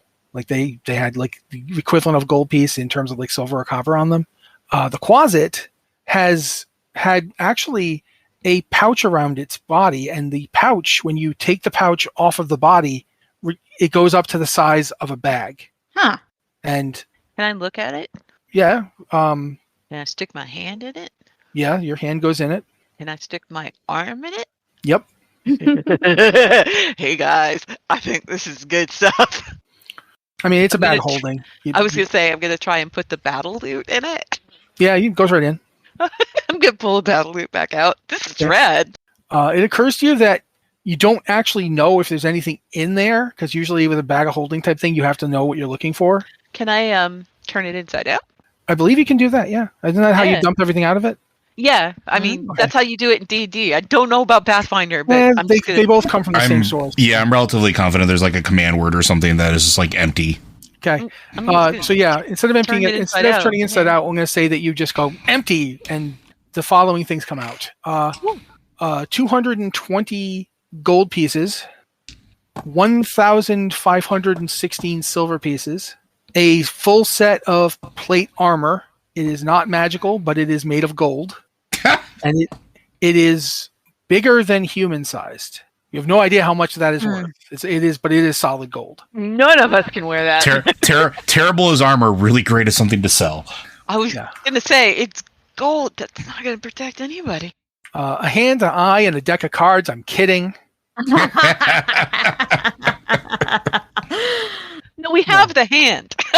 Yeah, you already have a hand, but it's not the hand. It's not the hand. But there is a glass eye, but it's just a glass eye, except it's actually made out of, you think, obsidian and gold. And it's got a bit of like, what is this? Is this goat scat? Why has it got goat scat on it? You don't identify it? It is not magical. It is just a fancy black and gold fake eye. Goat poop on it. Okay. Yeah, like someone put it up a goat's butt in a cutscene from a video game I really liked, and so I put a reference in. Assassin's Creed Odyssey, play it, it's good.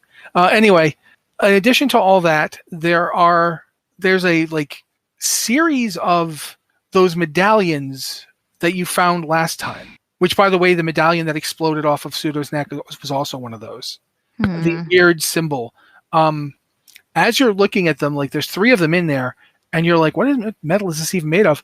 The mayor goes, that's the symbol of Lamashtu. Yeah. Hey, isn't that that shattered star thing? Yeah. Cool. What do you know about what was his name? The drunk guy in the bar. Oh yes. Bill. What do you know about Bill? Well, he's right over there, and he points to the armadillo on the back of the boulette. The boulette is now coming over towards you guys, It's not attacking. Is it chill? You can't tell for sure. It's a boulette. It's a big weird ground shark thing. But as it comes over, the armadillo drops off of the thing's back and transforms up into Bill. Yeah. But he's obviously very sober. I'm going to hold up the necklace and go, hey, so Bill, what can you tell me about these? They're symbols of Lamashtu. Yeah, how come you have one? Because I hunt Lamashtu and her servants. Oh, would you like to come with us to go hunt another one? Yeah, we're actually about to go hunt someone who's trying to bring her back. Oh, Lamashtu is never gone. Lamashtu is a goddess. She is probably serving the demon Mal. I can't say this note, but the name is in there. Let me find the note. And I can try to read it. Malfesh. Yeah. Malfeshikor? Yep, that guy. Malfeshnikor. Yeah, he says that thing.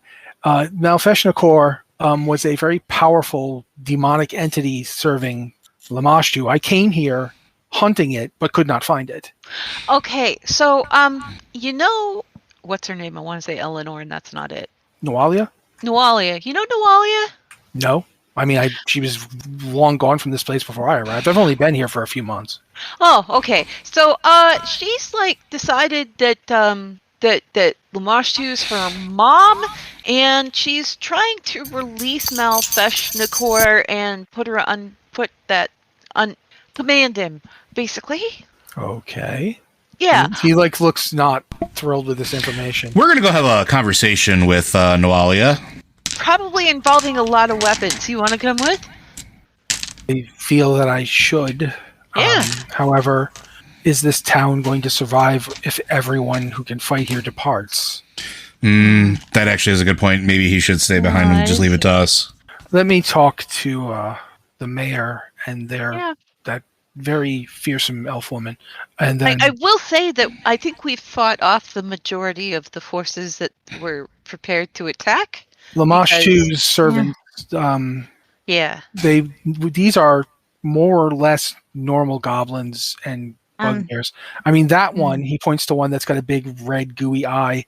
That one bears her mark, but the rest of them, this would have been, it's all of her normal forces. It's not the monster brood. Okay. She's clearly holding them in reserve or intended to use them from some different direction, and they, for some reason, did not do so.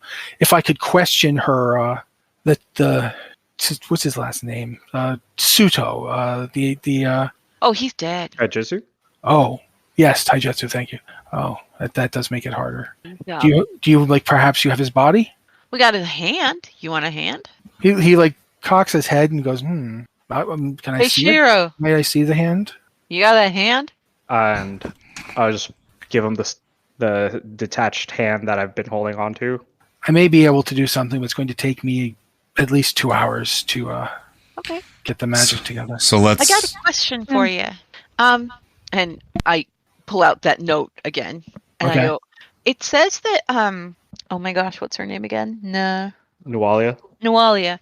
It says that Noalia is distracted with the lower chambers. Do you know anything about what that might be? No. I've been looking for their place. I went to places that the goblins previously congregated, like Thistletop, and I never found them. Oh. Okay, so Thistletop Shrine is... Yeah. What? I don't know if it's the shrine. What if it's the smuggler tunnels? What if they're not actually smuggler tunnels? Oh. What if it's... Yeah, maybe we need to go in there. I think we need to deal with her directly, and maybe after he questions the body or whatever he's going to do, maybe the fighters that are here can go collapse those tunnels or whatever. Okay.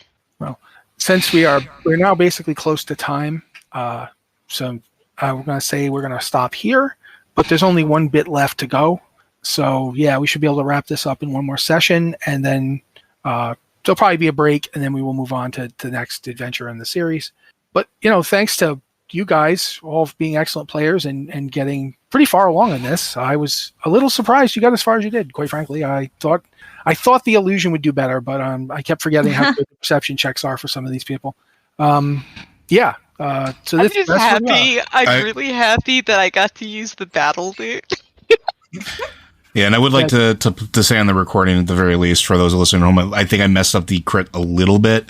There are a bunch of clarifications and things like that. It looks like it is generally roll your damage and double it unless the weapon has something specific that it says otherwise. Some ones have like deadly traits that add an additional die on top of the doubling of the regular die. So like you go like a D6 plus 1 and then add another like D8 or something on top of it. So I apologize. Ostensibly it doesn't change too much, but no, you learn, you go forward. We're all learning this system together, and there's a lot of stuff involved in it. So yeah, there's going to be stuff like that. Occasionally it'll benefit the party. Occasionally it'll benefit the monsters. I think the Quasit could have actually misty stepped, and I didn't think to do it. But yeah, regardless, I'm really glad with how this went. I'm really happy with the party and their progress, and I'm super excited to see how you guys close this all off. So thanks to all of you for being here with me and playing the game, because otherwise it's just me talking. And thanks to all of you for listening. Yeah. Anything else anyone else wants to say before we go? Once upon a no.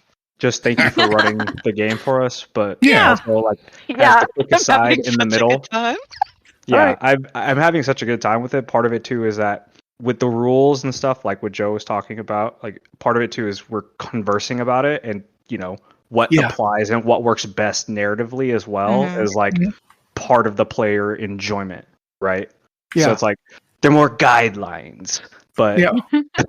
Absolutely. Yeah, I'm just really happy that we got all this down and it went pretty good. So yeah, thanks to everybody and thanks to you for listening, and we'll be back when we're back.